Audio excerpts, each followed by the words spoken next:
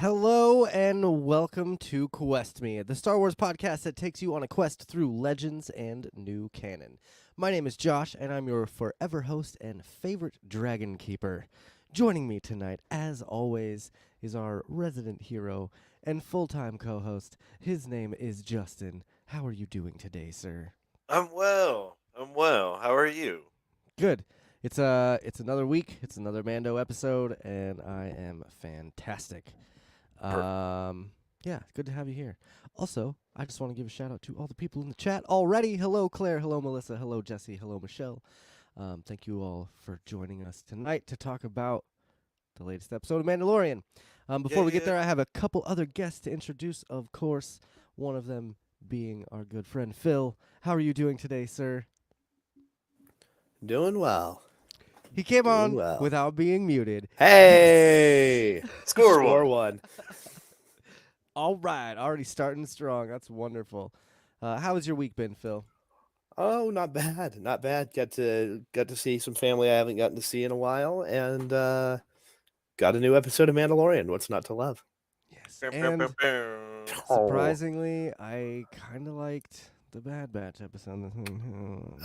See, and I didn't get through any Bad Batch at all this week because I was busy talking Star Trek on Thursday night. You were with the green shirt guys. Yeah, hanging out with green shirts this week. So, nice. Yeah. Those guys are awesome. They really are.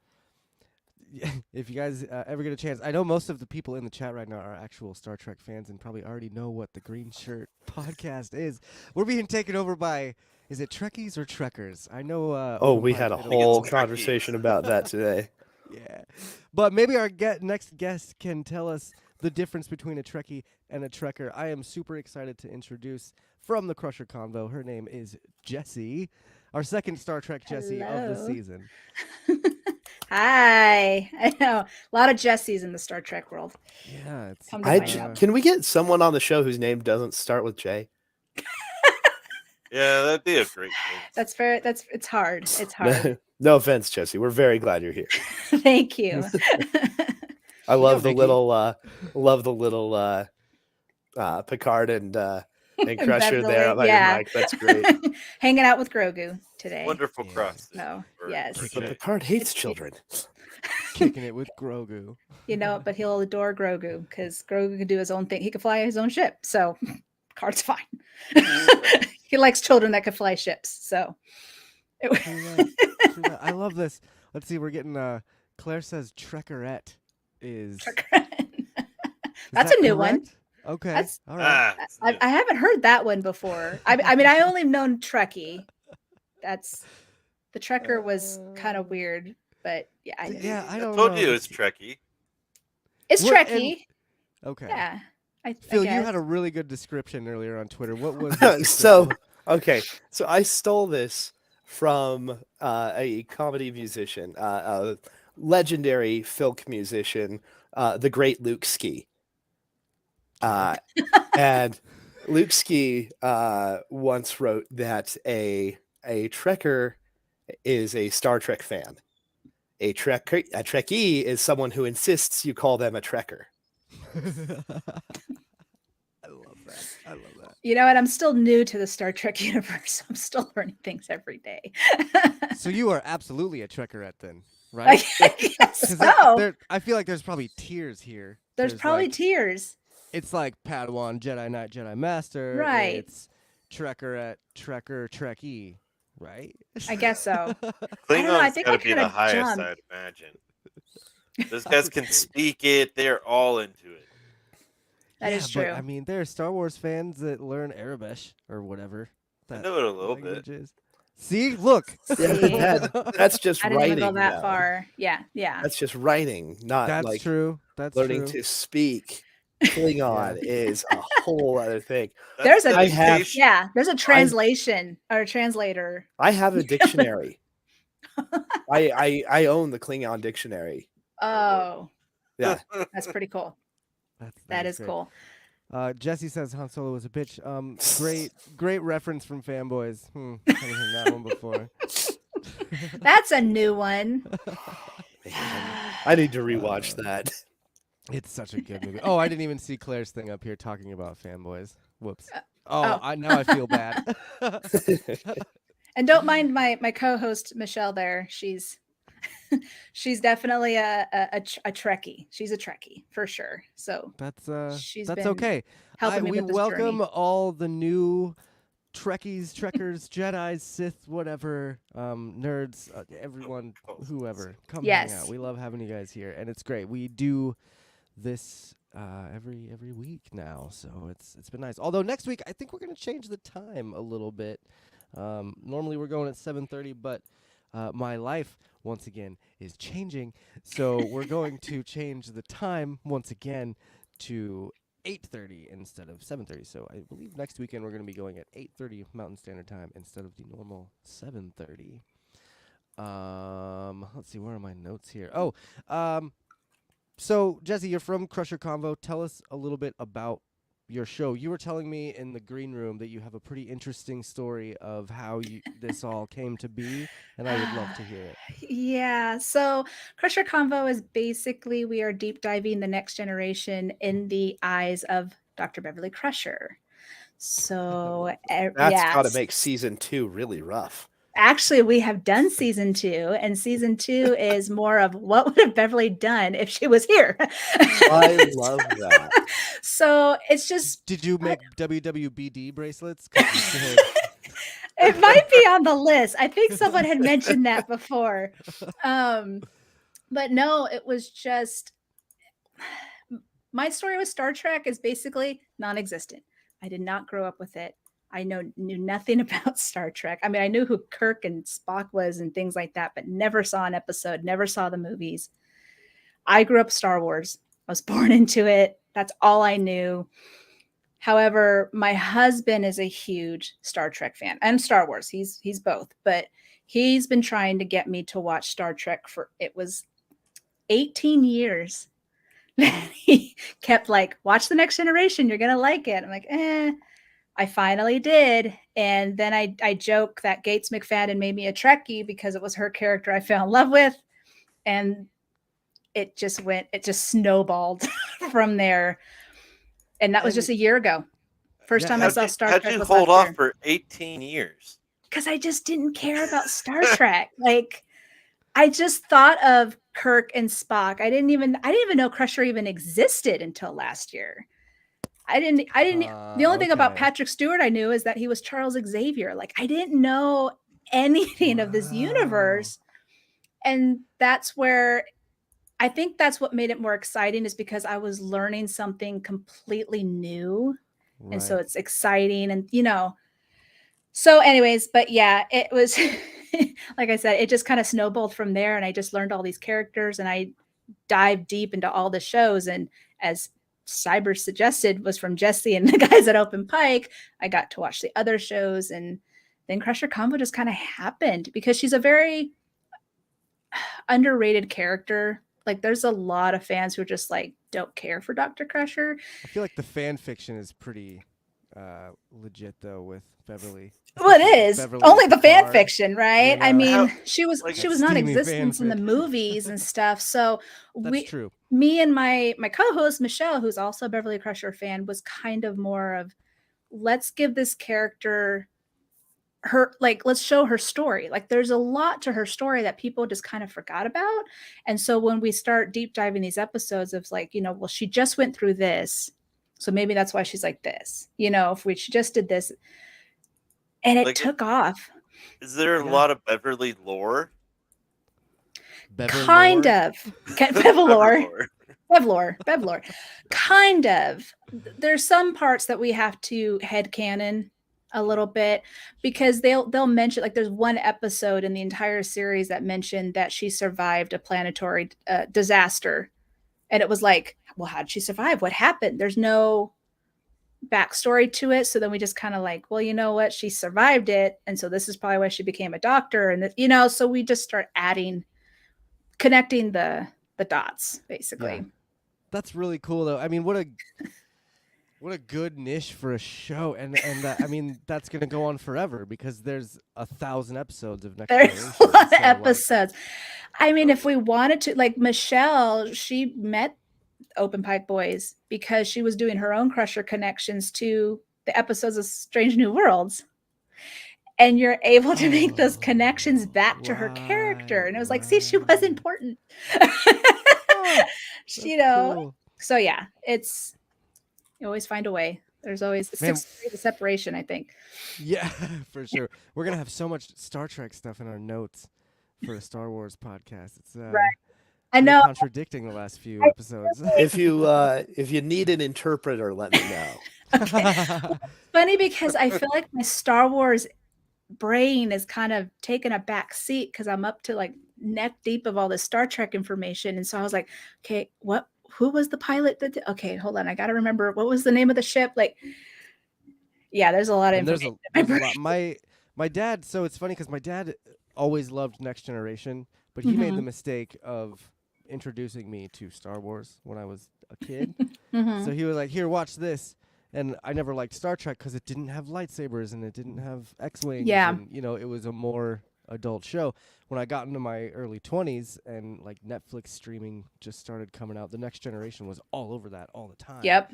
And so I started watching it, and I went on to a deep dive of Star Trek for a while. Oh yeah. And and I can't even remember what we called it. It was it was like a bi-trek-sexual or something like that. I can't.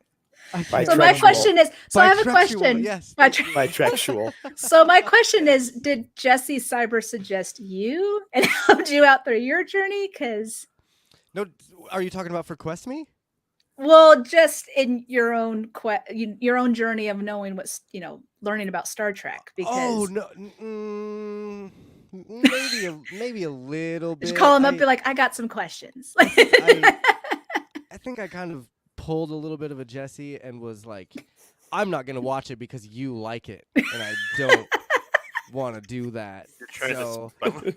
Yeah, it was like in spite of him, I didn't really watch it, but then eventually I was like, all right, fine, I'll do this. And now I've watched Next Generation all the way through a few times now. And I love Discovery. I love Strange New Worlds. Picard has been incredible this season. I mean, I would consider myself a casual Trek fan, probably. I don't know a lot of the lore like I would with Star Wars or something, but I can tell you some characters and things like that. Yeah. If I gave you a picture, you'd be like, I know who that is. Yeah. Most of the time. I mean, the main characters. I won't Well, even so, like there are a couple characters like, oh, that guy, the one that he, Chief O'Brien. Oh, Lord. You're like, don't know his first name, but it's fine. We'll accept it. It's okay. Yeah, for sure. But yeah, it's great to have you on, to have another new perspective on the show. Big shout out to Sincera, who's also in the chat. He's going to be with us next week, right? Sincera. All right. Nice. What's up, man? And then Ricky was also in the chat. He's going to be in the week after that. So Ricky's big debut back into podcasting. We'll have him back here in a couple Ricky's weeks. back. Cool. Yeah. Back again. Yes. Back So. Now I'm going to have that song stuck in my head. There you go. It's not the worst song you could have. It's not the worst song I could have in my head. That's true. Yeah. Eminem has better. Also that. Are you ready for a promo hit? Yes. All right. We're extremely excited to have you here on our little show, Jessi. So thank you for joining us. Thank you. This is going to be going live Sundays around 8:30 p.m. ish Sorry, I forgot to update the notes. Mountain Time at youtube.com/@questme. Make sure to like, subscribe, or ring the bell to be notified every time we are live. Thanks, Phil. Yep. Phil You in real time can- just updated the notes. Yeah. No. Yeah, I do what I can, man. We are also available on your favorite social medias. You can find us on Instagram, Twitter, TikTok, Facebook. Search for Quest Me Podcast. You can find links in the show notes too. So, Man, that TikTok, I'm telling you, I've been having so much fun on TikTok lately. Thank I you. know or just you're watch gearing up for it just in time. No, like I've been having fun making these TikTok videos. Oh, no, yeah. And Your so videos are awesome. if you follow us on YouTube, I usually upload our shorts on there too. Mm-hmm. But man, I'm very proud of myself with some of them, and I make myself laugh. So hopefully, I make some other people laugh too.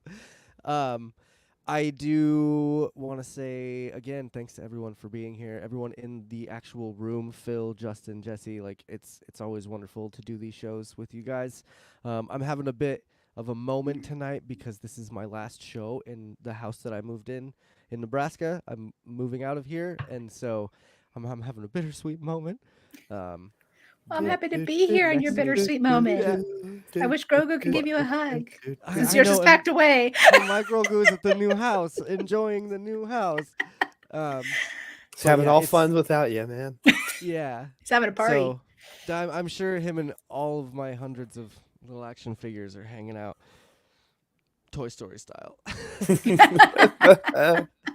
You hope. I would hope, yeah. Yeah. So before we get too far into the episode, we have this new segment that we started a couple weeks ago that I happen to love, but don't have much to say about it, so...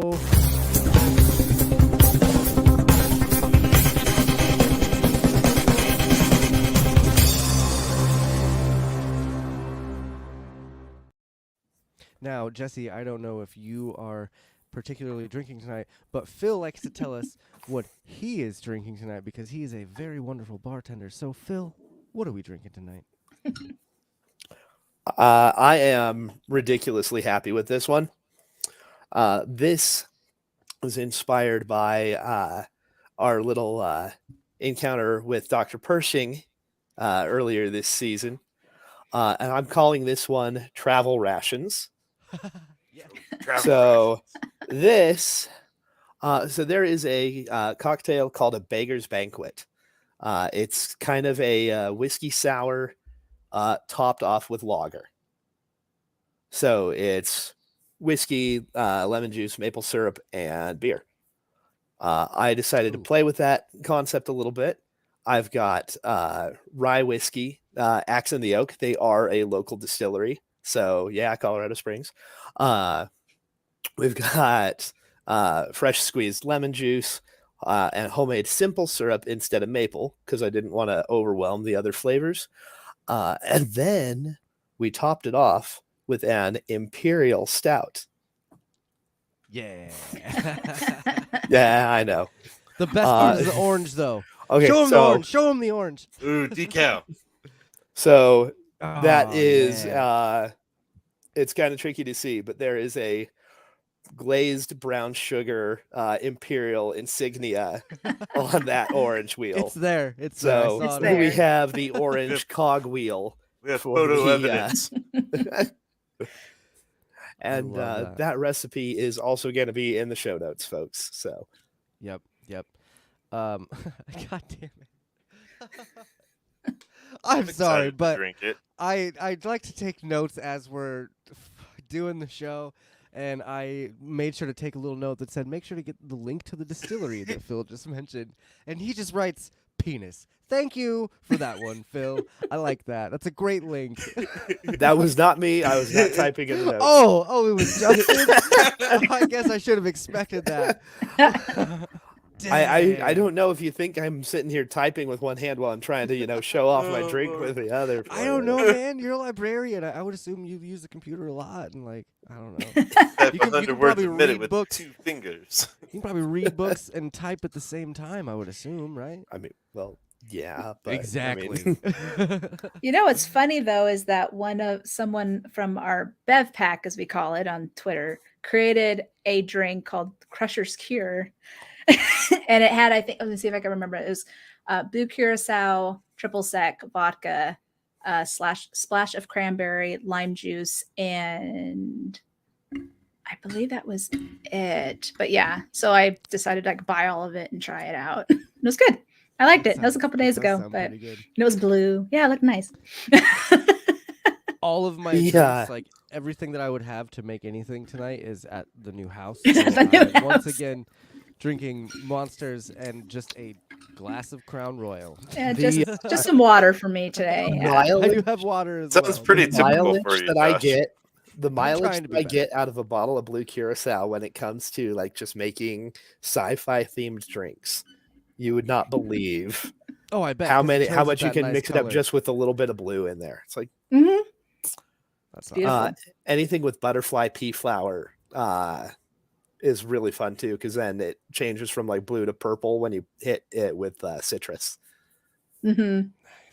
Yeah. Yeah, I think I made the drink the other day, and I think I added some sweet and sour to it. Yeah, it was more of a bluish purple color. I used to bartend years ago, so I was.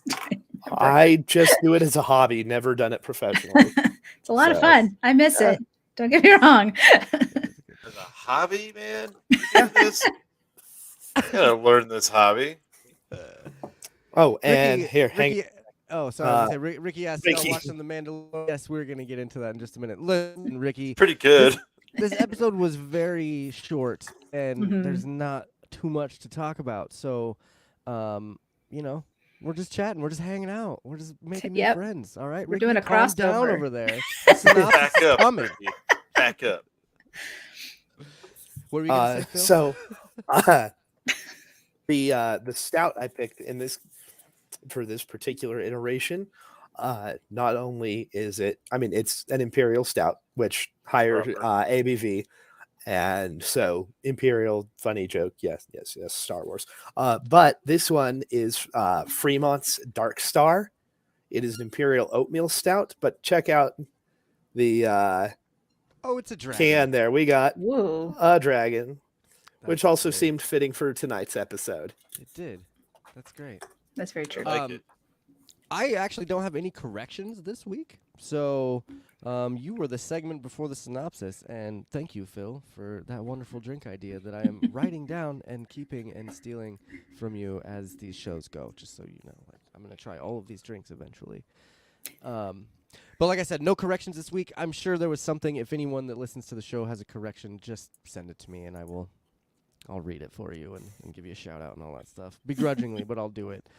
But let's get into it. This was chapter 20 of The Mandalorian, called The Foundling. In this week's episode, we head off to Westeros and visit their version of Jurassic Park. Now that all the loose ends have been fairly tied up, we're just waiting to Thrawn back Mandalore, but we must first train some new dragons. We also get a visit from an old friend. This episode was directed by Carl Weathers, and it was written by Dave Filoni and Jon Favreau. I like to call that the Holy Trinity: Carl Weathers, Dave, and Jon. It was starring Pedro Pascal, Katie Sackhoff, and it guest starred Emily Swallow and Ahmed Best. We're going to get into that. Obviously, we're going to get into that. I really do love your synopsis. That was good. I enjoyed laugh it. every time. Thank you. I had to say the Westeros thing because did you guys get a Game of Thrones vibe from this episode? Seemed sort of sandy. Listen to the music again. I'm telling you, it's the music. The way that the notes were hitting or something about it just gave me Game of Thrones vibes. We got a dragon. And we got kind of. dragons. Kind of, yeah. More like a weird leathery bird.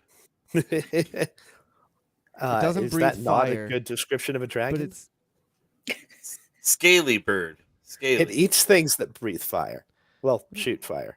Wouldn't they It, call it eats Yeah. Mandalorians. They carry flamethrowers. It eats them Yeah. and then regurgitates them out.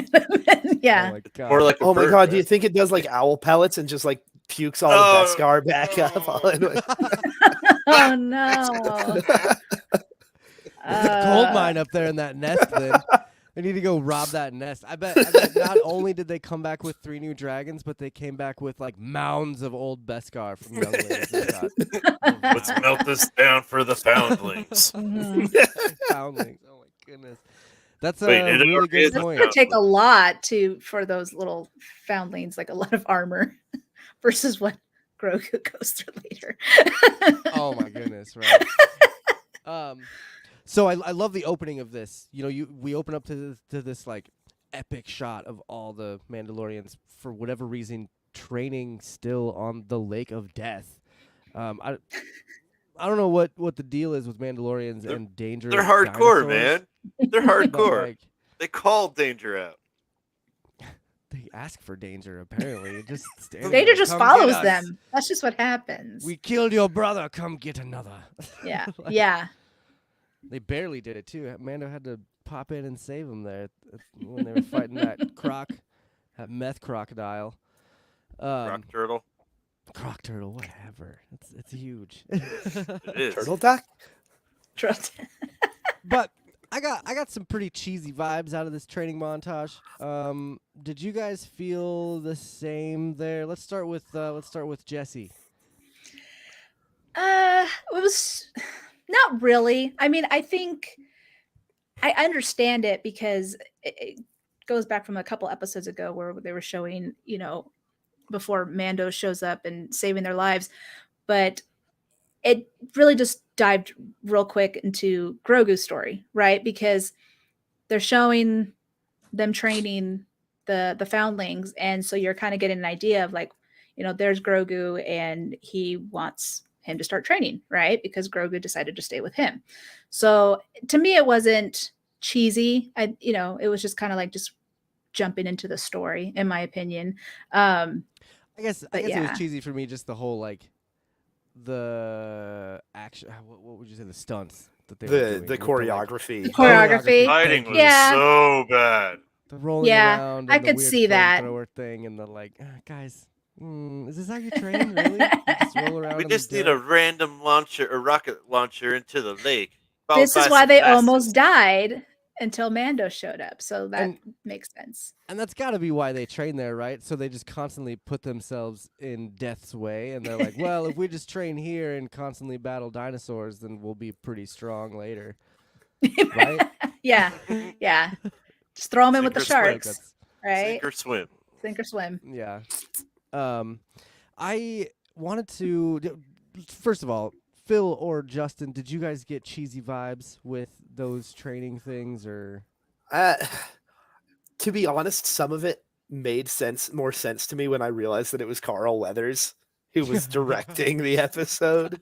I was like, oh, okay, so we're going like super 80s vibes to the whole thing. We're gonna just- have a montage. Yep. Just should have had the Eye of the Tiger playing in the background of the No, but thing. it didn't bother me that much because you've got to think about how many of their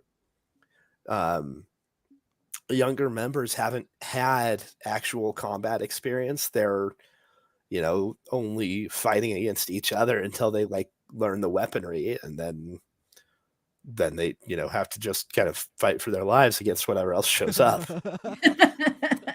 Now I know why I liked it, because it had the cheesy 80 vibes. That's Yeah, why no, it when I saw that it was Carl Weathers directing, I was like, okay, no, a lot of the stylistic decisions in that one make perfect sense. Yeah. I definitely, agree with Michelle in the chat. It did The feel Karate like Kid a little vibes. Karate Kid. Yeah. I flat out So just really seeing good. them punching and kicking. I'm like, oh, that seems a little like a flying crane. Oh, that's awesome. That's Hello, true. little Tim. Welcome. Glad to see some new faces here. Thanks for joining us. We are just talking about the training part of this last episode of Mandalorian. And moving on to more training with like Grogu. Ricky brought up a point. The three points in a single round style points. What he's talking about here is the dart training that Grogu does. That Going Devil May Cry scoring. See, I never played that game, so explain. It's all about how flashy, how stylistically you can do stuff. Okay, and Yeah. he was very flashy, but again, it was another kind of like a cheeseball moment to me. Like, and from what I could tell, it seemed like every one dart stopped the round, right? Because the kid shot Grogu once, they stopped the round. Shot him twice, they stopped the round. And then all of a sudden, he does a couple backflips, shoots him 3 times, and he wins? Like, is that... It's more like wrestling for points. Like, you can stop and catch a point when you stand up and catch your breath, but then you can bring someone down, take them around, and then go to pin them, and then boom, that's 5 points. It's just simple. Yeah. It's just how they add it up. Yeah, okay. All right, fair. Michelle says they said darts, and I was worried, but it was just paintballs. I actually kind of had this funny image in my head that Grogu just gets railed by a freaking a stun dart. Like, and just that's goes what I was flying back on the when I beach. saw the burst of yellow at first. I thought for a second it was like the flared end of like a dart that had just stuck into him, and he was just looking down. I was half expecting him to just like fall over at that point. I didn't know what they were planning. I was like, are they throwing darts? It's like a lawn dart thing, and then they're putting on his little wrist. I'm all, what are they doing? So my initial my very first thought when the other Mandalorian selected darts as the weapon, I thought of the little rocket fired darts that Boba Fett has in his knee pads. Oh, yeah. Yeah. Yeah, those are Yeah, cool. because I mean I had the visual dictionaries when I was a kid, so I knew all the details of the little breakdowns of Boba Fett's armor. I could have told you that he had, the braided Wookiee scalps and the Concord, the Journeyman Protector sash and all the. I must have had that same one. I have the 1996 Star Wars Encyclopedia, so even before the prequels came out. Prequels, yeah. Yeah, and it has Would have some come good out stuff to in it. tie in with the special edition. I don't remember. I think it was like version 3 or 4 too, because they have Yeah. a bunch of different versions of that Star Wars I Encyclopedia. know what you But guys that are was- talking about, but I couldn't afford that. Oh, I found it I- at Goodwill, man. My parents owned a bookstore. Oh, that's librarian. So, it's like- all coming together. Like now. I had access to like the visual dictionaries, the cross sections books that like broke down all the detail of the Star Wars ships. It was Okay. yeah. Everything makes sense now. all Michelle coming brings up together. Michelle brings up a really good point here. Grogu is totally using the Force. Is that allowed? I Now, thought that's kind that. of a Yes. topic of discussion between Mandalorians and Jedi, right? Right. So- I was like, should he even be using that? Is that even, like she said, is that even allowed? It's not like they could do it. Like, I don't know. Maybe because what he do was you- little. I don't know. What do you think, Justin? Why do you think it's okay? Sorry, I zoned out there. What? Nice. I didn't really have. Marker. I don't think they had any problem with it because, I mean, again, we talked about this the other week. It's like one ancient religious order to another. Yeah, but there was a big Mandalorian Jedi war though, and I feel The Mandalorians are warriors, though, so anything goes in a fight. If you want to bite an ankle or rip an ear off like Mike Tyson, go ahead. So if you have the ability to use the Force, why not? yeah, That's true. yeah, and hopefully they look at it that way, where it's advantageous for them instead of looking at him as an enemy Jedi. That's you know? Mhm. that was what I was thinking. I mean, like they're gonna look at this as a talent that one of their new foundlings has that might be, Useful. better for the survival of the covert. Well, Take advantage of it. Yeah. And this episode, speaking of using his abilities to his advantage, it just keeps keeps pounding on evidence that Grogu is going to be the one to tame the mythosaur. He couldn't even tame some crabs in this episode. Yeah, but now he's got some freaking dragons to tame, dude. He's got 3 best friend dragons that I guarantee are going to be his best friends by the end of like episode 6. If they don't eat them, Oh, no way. The Rancor could eat in Grogu, but If you not. can't eat them, join them, right? Yeah, exactly. See, that's fair. I'm just saying, like they keep leading up to this, like Grogu gonna be the new coming of the Jesus Christ of Mandalore or whatever, the savior of Mandalore, because that was how it was back in the day, back in the Mando day, was the chosen one had the Darksaber and he was a half Jedi, half Mandalorian. He tamed a mythosaur and bada bing, bada boom, Mandalore is awesome. And then it goes to shambles, and now they need a second coming of the chosen one, which I think could possibly be Grogu, and I am here for it. So the more evidence they pour onto that, I just can't not think it's gonna happen. That makes sense, to be honest. Yeah. And they probably maybe sense it too, especially he trained with Luke, I think, what was it saying, 2 years? 2 years. Yeah. And so he now has these certain abilities that they're going to take advantage of, right? They're going to use that to their advantage. So that makes sense. See, I'm still waiting for the learning everything that he has learned with Luke in that 2-year time frame. So far, we've just seen some jumping and him like messing with us and moving some crabs. And doing the chair. He was pushing himself around in the chair in that first episode too. All right. And who knows, and he flew a ship. Give me more. And he force pushed a time machine, whatever that guy is. What's that? What are they called? Help me, Phil. Help me, Phil Owan Kenobi. You're my only hope. What are those guys called? The time machine I'm guys. sorry. I'm sorry. I'm laughing too hard. I'm caught over here. This is. Hang on a second. But he does push those guys. When they're on Mandalore, he does. Oh, the Ammonites. That's Alamites. Alamites. Yeah. Alamites. Mm-hmm. But what are they actually called in the time machine? Because that's what they actually Morlocks. are. Morlocks. Thank you. They're humans. So I think we've seen more of his powers than we might realize, I guess, because he's still tiny. I mean, and who knows, the more that we see of him with my main man, Kelleran Beck, the more we see of that, maybe he'll have more training that is unlocked in his brain. Back to video game status of this, it seems like when Grogu was going through the whole forge scene, he unlocked a new memory that probably unlocked a new skill and then got him a new piece of armor. It sounds like a video game. Achievement complete. Yeah. So the quest complete. Flower. Yeah, side quest. This is his side quest. yeah. Disarm. Bumper. Oh, damn it. I Bumper. have it here. New quest incoming. The new quest bumper. Yeah, I guess we kind of get to use it or something. I just really wanted you to use it. I was hanging on to it for a moment like this. But anyway, I do think that we're going to see more and more of his Luke training as time goes on, especially if he does more of this one-on-one stuff with the younglings.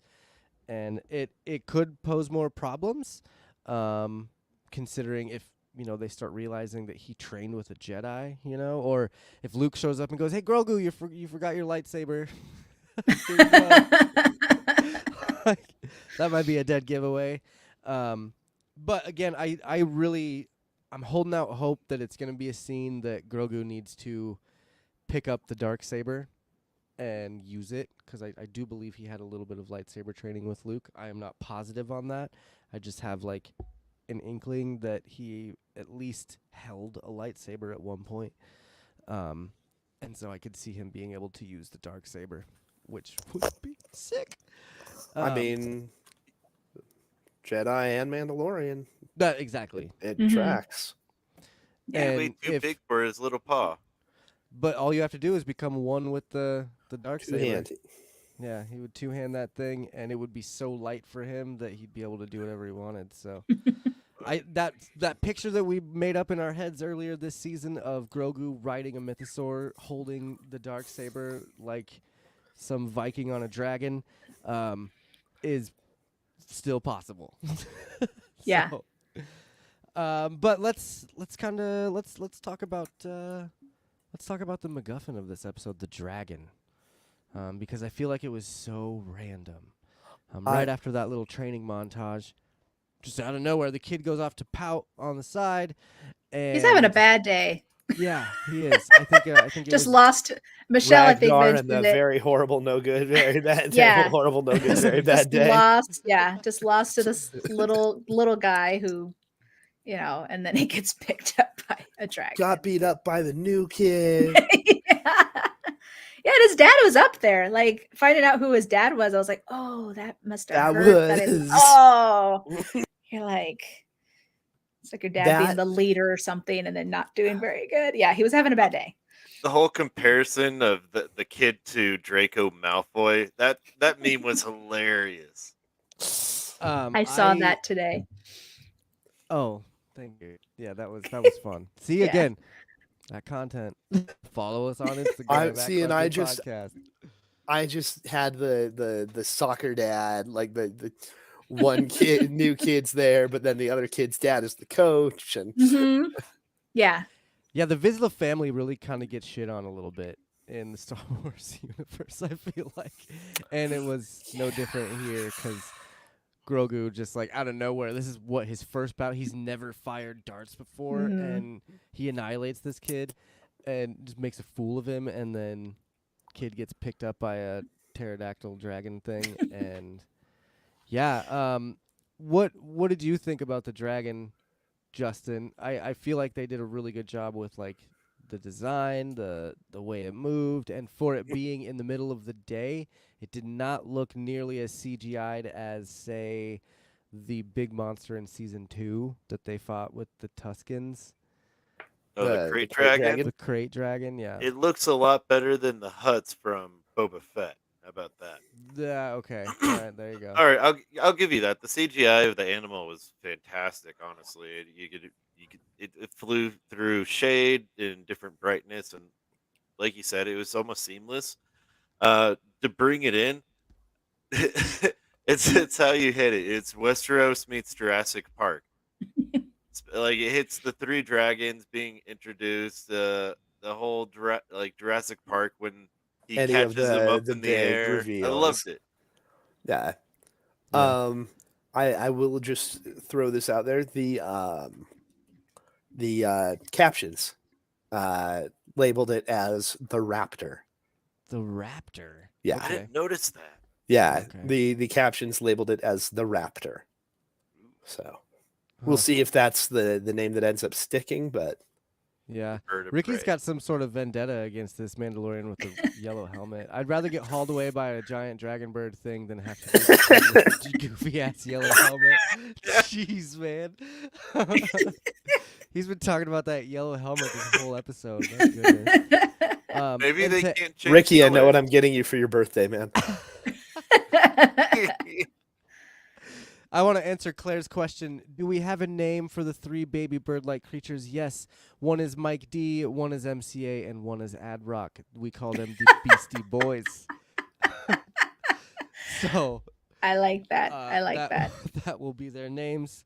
That's what we will call them from now on. To go back to how we were saying that they like to train with danger all around them, they had mentioned after the foundling I got taken, they're all like, oh yeah, it takes them to their lair. And we never. It's like, so how many kids have you lost? And then it's like, and we've never caught them. And there goes Bo, like she's just taking on them all, and they're just like, oh, another one was lost. Like, they're like, oh, I ran out of jet fuel. Oh well. Oh, there goes another kid. So gotta find a new all one. the time. So I actually really like that they hit on the detail of the limitations of the jetpacks. It's like this is not designed for long distance sustained flight. Yeah. This is I like quick, that. But I quick hate fuel in maneuverability. Star Wars, so it whatever. Oh Talking about gas no, here. my hyperdrive is cracked. Yeah, but that's not fuel. That's not like they're stopping at the gas station to put $3.19 unleaded in their jetpack. Do you want to get into the I details? wish it was $3.19 here. Do you want to get into the details of what they use the Tabana gas for? I don't even know. What Okay. That is. It's what they're mining on Cloud City on Bespin. Oh. It's what they use to power the blasters. Okay. Yeah.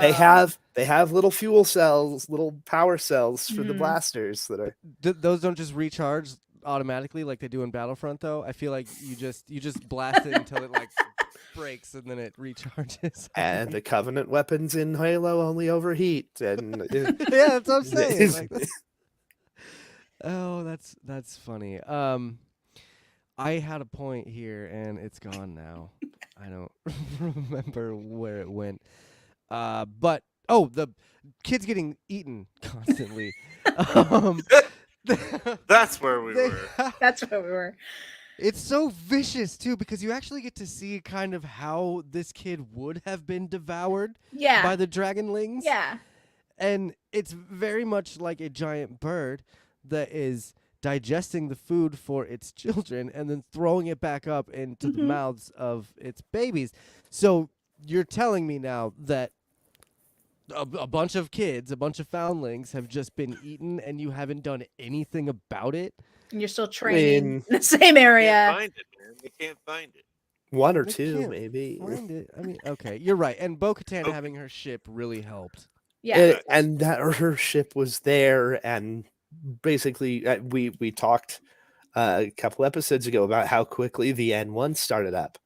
So Bo-Katan was able to just jump in the ship and go. She she was like very full with fuel, so she was just able to pop it on real quick and go, right? She was ready. Yeah. So the dragon thing is cool. I feel like it was just kind of, this episode was so short, and I feel like they just needed something around Grogu's saving, basically Grogu's rescue at the Jedi Temple, and they just dedicated an entire kidnapping episode to the 5 minutes of scenery that we got on Coruscant. Well, I think this also helped with Bo-Katan's story as well.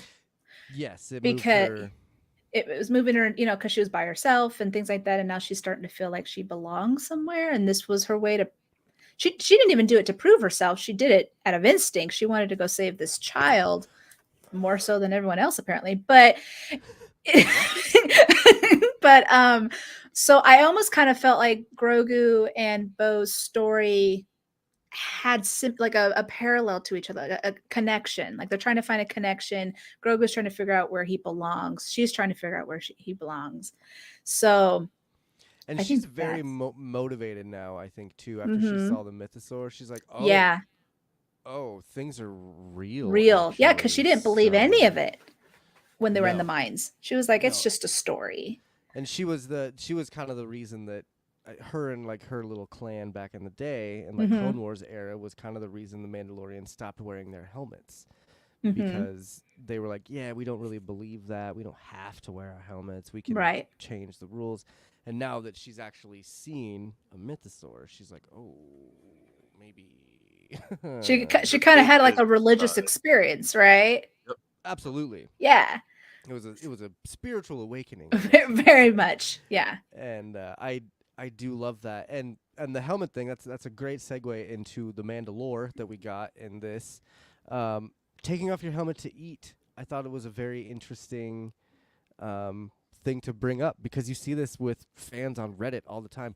Well, if he's not going to take his helmet off, how's he going to eat? Yeah, it's a liquid diet. Ew. Yeah, and so I like how they explained it. Phil, what did you think about the explanation of that? I thought it made perfect sense. It's like, no, the whole don't remove your helmet thing isn't like never ever take this off. It's no, don't take this off when someone else can see you. Yeah. And then I wanted to ask Justin as well about that scene, the whole war party scene, and the respect that Bo kind of earned from the least respectful person of the group, Paz Vizsla. What did you think about that whole interaction? I thought that it was bittersweet. Like to see, and I really thought it was because she was the leader, and they even explained it further in. But like to see that respect go on for someone who just immediately stepped up and just reacted rather than thought. I think Mhm. Paz Vizsla was like, yeah, respect, mad respect. But to Mhm. actually see them in their traditions like pan out, it was cool to see. Yeah. And like even as in scouts, so to speak, like the last person at the fire is usually the leader. Might as well like let them have the flame and eating the peace. Yeah. I think it's funny that's man, they're getting so lazy with this show because Pedro Lazy. and well, here's my point here. Pedro and Katie Sackhoff and John Favreau, they're not in those suits unless it's this scene right here where Katie Sackhoff takes off her helmet for 2 seconds to eat. But So the all those characters are played like whoever's in the suit is different from the voice.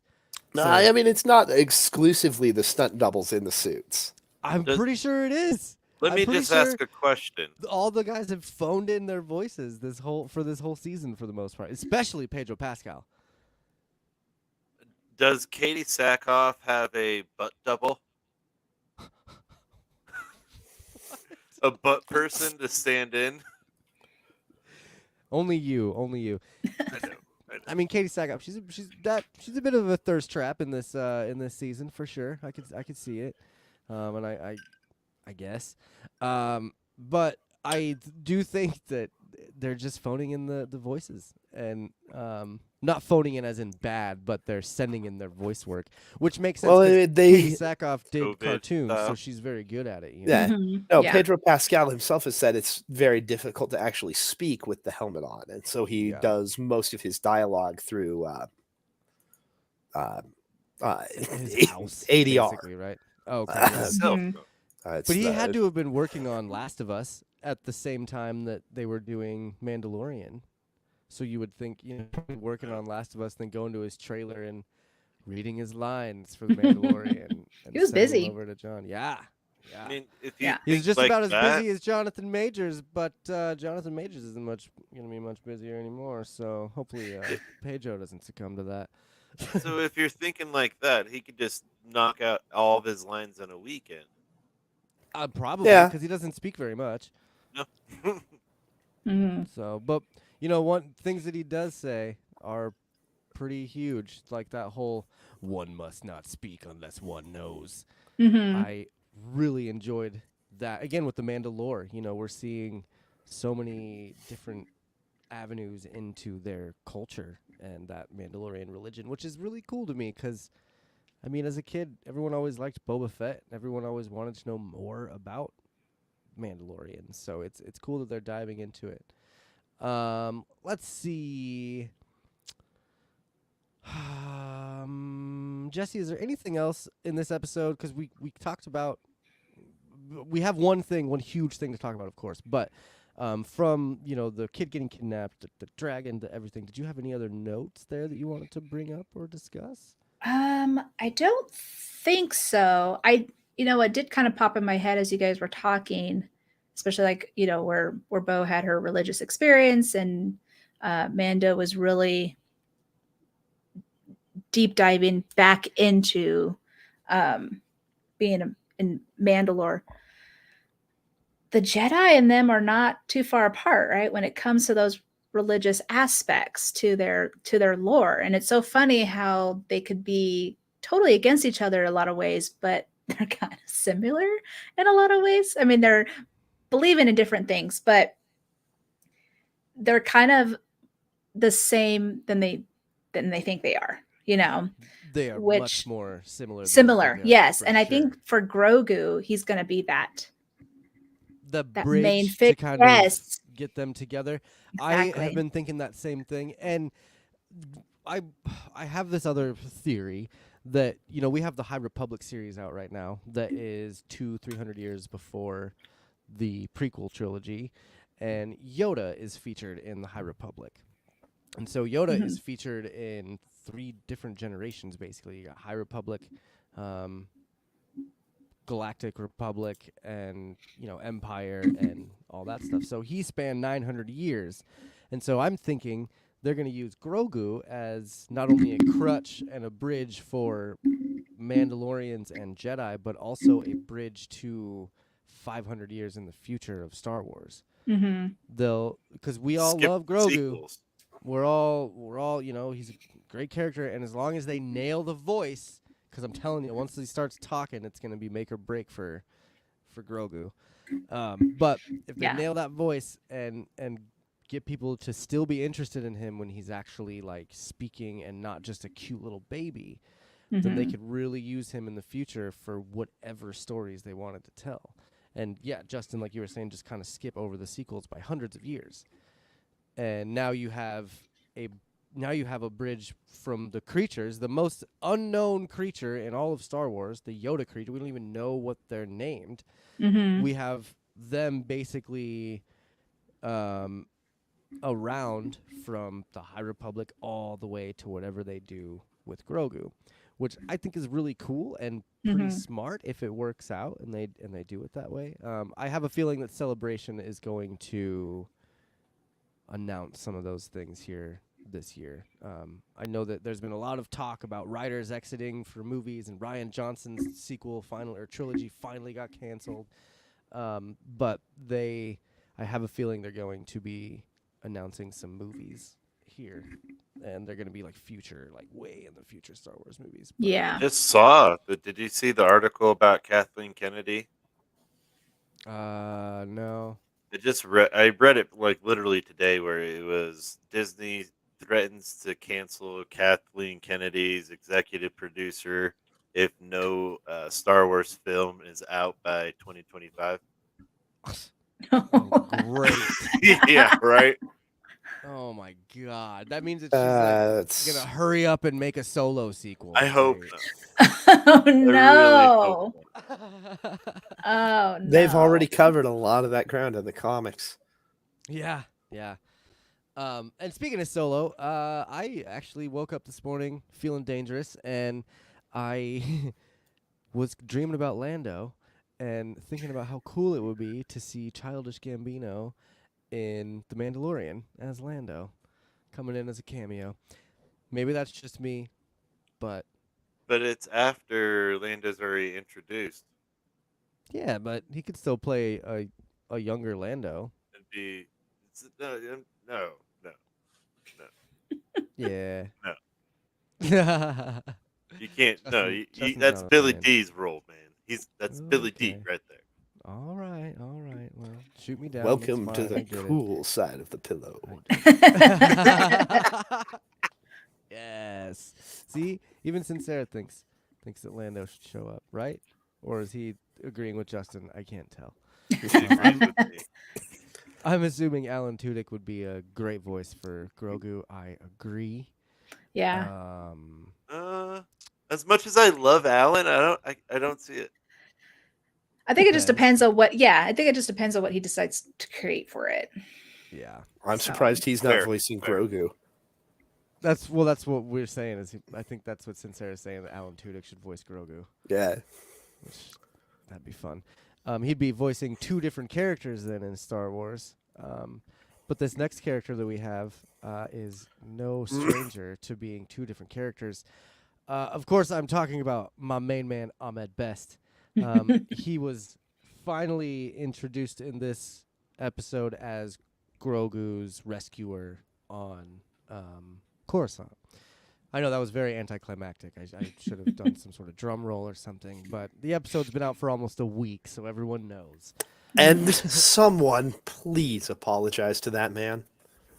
Dude, justice for Jar Jar, though. I mean, maybe not Jar Jar, but for Ahmed Best at least, because The he man got did not deserve the hate that he got the- for playing well, the yeah. character. It's true. Yeah. Poor No, I agree. I mean, I- the shit that he and Jake Lloyd got over their parts in the prequels, which just Drive him to mental illness and possibly have acted on it. That's so yeah, messed up. yeah, man. It's Yeah, it's but hey, Ahmed Best is back. yeah. Well, so here's Redemption. the cool thing though is Ahmed Best was already back. Yes. He already played the character Kelleran Beck in the Young Jedi Temple Challenge, which I just watched today. For the first time, I finally looked it up. It's on YouTube. It's a YouTube series, and it's Kelleran Beck basically hosting Legends of the Hidden Temple Star Wars version. Yeah. No way. Yeah. Yeah, man. It's kind of I want to cool. see it. It's like little kids. It's know, pretty great. ages It's pretty great. Like 9 to 14, 10 to 14, or something like that. they're about- young kids. They're Padawans. Yeah, but they're going through like Jedi training things, and Do you get to see him fall? oh yeah, they eat it. You know, they'll be jumping on a trampoline and smack their face on something. Or I whatever, don't but- know why watching kids fall is like the funniest thing ever to me. Because we grew up with mean- like, remember like Double Dare where they're just Yeah. flopping. I think that's yeah. why. What would you We're just do? used to it. Yeah. Or the Hidden Temple one, and yeah, Yeah. Legends of the Hidden Little Temple. guts. Yes. Guts.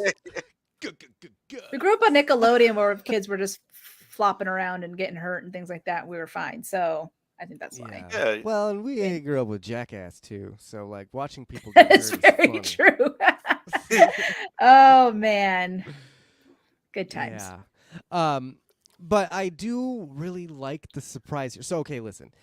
I watch these episodes really early in the morning. I wake up really early to make sure that I watch this episode before anything on social media can spoil me, because that really irritates me more than anything, to be spoiled on something that I love. So I use my brain, and I set my alarm, and I wake up at 5 in the morning and I watch these episodes, and I was, laying down, and I knew that we were going to finally get some sort of extended look at Coruscant and what happened. But I definitely didn't expect to see who he saw. At first, I was like, wait, Mace? Oh, no, that's freaking Jar Jar. Like, basically immediately recognized Ahmed Best and was like, Yeah. this is incredible. And he had such a good scene. Justin, tell me, what did you first of all, did you recognize him immediately, or Hell no. I did not know that was Jar Jar. Like, Yeah. after I saw a few of the posts, I'm like, oh, that's cool, man. I'm glad he got a redemption role. That's awesome. But like, after I figured that out, it's cool. I like to hear that. But no fucking clue. Sorry for my language. No freaking clue. I'm with you. I thought it was Mace Windu until I took a look at his face again. I'm like, oh, no.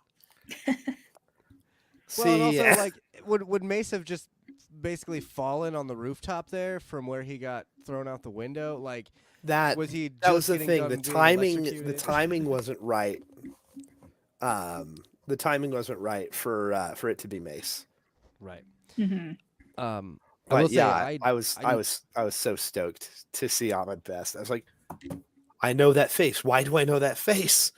You recognized him, Phil? Oh yeah, Ah. yeah, it was pretty. I Not me. had an episode 1 poster. I mean, like I got super obsessed when the prequels came out because I was like, oh, new Star Wars. I mean, I was 12 when episode 1 came out. I was the target audience age. I mean, come on. Right. I have an episode 1 poster, like theatrical poster that I won in a bet with my junior high history teacher. That's so cool. Yeah. I love that. I always wanted the episode 1 R2D2 like soda holder. Oh, They have in yeah. gas stations. Yeah. I always wanted that. It was Are Phil's you guys? dying tonight. no, it was great. It was like this big soda, like it would be full of ice and then cans or bottles of Pepsi, Yeah. and then Yeah, it had a little exactly. like clear dome lid over the. Yeah, no, Mhm. I know Alright, exactly yeah. what you mean, man. I'm gonna go find my old what was it, Pepsi collection from episode 1. Oh I have the man, golden you Yoda. still have it. You have the golden Yoda, really? Yeah, Wasn't that $1 million can? No, it was just a Oh. promo. It wasn't Oh. $1 million. I thought if you found the golden Yoda, it was like the Willy Wonka. Of Yeah, you got to Star Wars. go tour the Pepsi factory You and have to go to tour Lucas Ranch Just or a whatever. cool looking can. Skywalker Ranch. Yeah. Skywalker Ranch. Unless I'm getting into mistaken, I will Skywalker have a Ranch and Yoda. not needing a crossbow and a grappling hook. And I would say the only thing that happens is you have to go through the Indiana Jones Temple of Doom when you get there. So like, unlike it's kind of like Willy Wonka where you go and you go through the tunnel and a bunch of kids die on the way, and so like here at So like the Skywalker covert Ranch- where the children are training. It's the same Yes. thing. Yeah. Find a golden Yoda and go to Skywalker Ranch and fight for your life. Oh man. But so, Jessi, you have some fun little things about Jar Jar. You weren't a fan of Jar Jar. I know nobody here was except for me. I get it. But did you recognize Ahmed Best when he first showed up? No, absolutely not. I had no idea. It wasn't until later on I think it was Twitter that they were saying like, "Oh, he's back." Who was Jar Jar is back, and I was like, "Oh."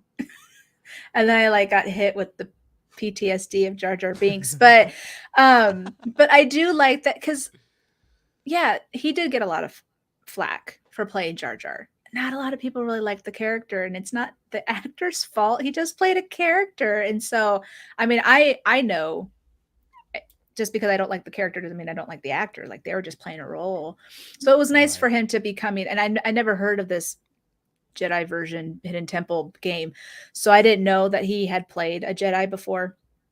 But knowing that he's coming to play this character, especially when it's super important in Grogu's story, that's a huge redemption versus what he started with, like light years apart.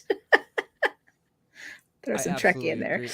And they did they did a really good job redeeming him too, like because they were like, hey, come on, let's throw you. Yeah, I know you just hosted this little kid show, but like let's really put you in some Star Wars, man. And I loved it. I think he probably jumped at the opportunity. Absolutely. I mean, he'd already gotten to be this character, but the idea of getting to be this character, not just on the YouTube series, but like actually in action. They're going to make stories of this character now, comics and books of this character now. The saber hand. Yes. This guy, dual wielding, just taking out so many clones coming after him. Yeah. And can we for a brief moment talk about the ship that they used to flee Coruscant? Oh, absolutely. First, before we go there, my favorite meme of the week. I should make a bumper for this, but my favorite meme of the week is this one right here, because that was basically me.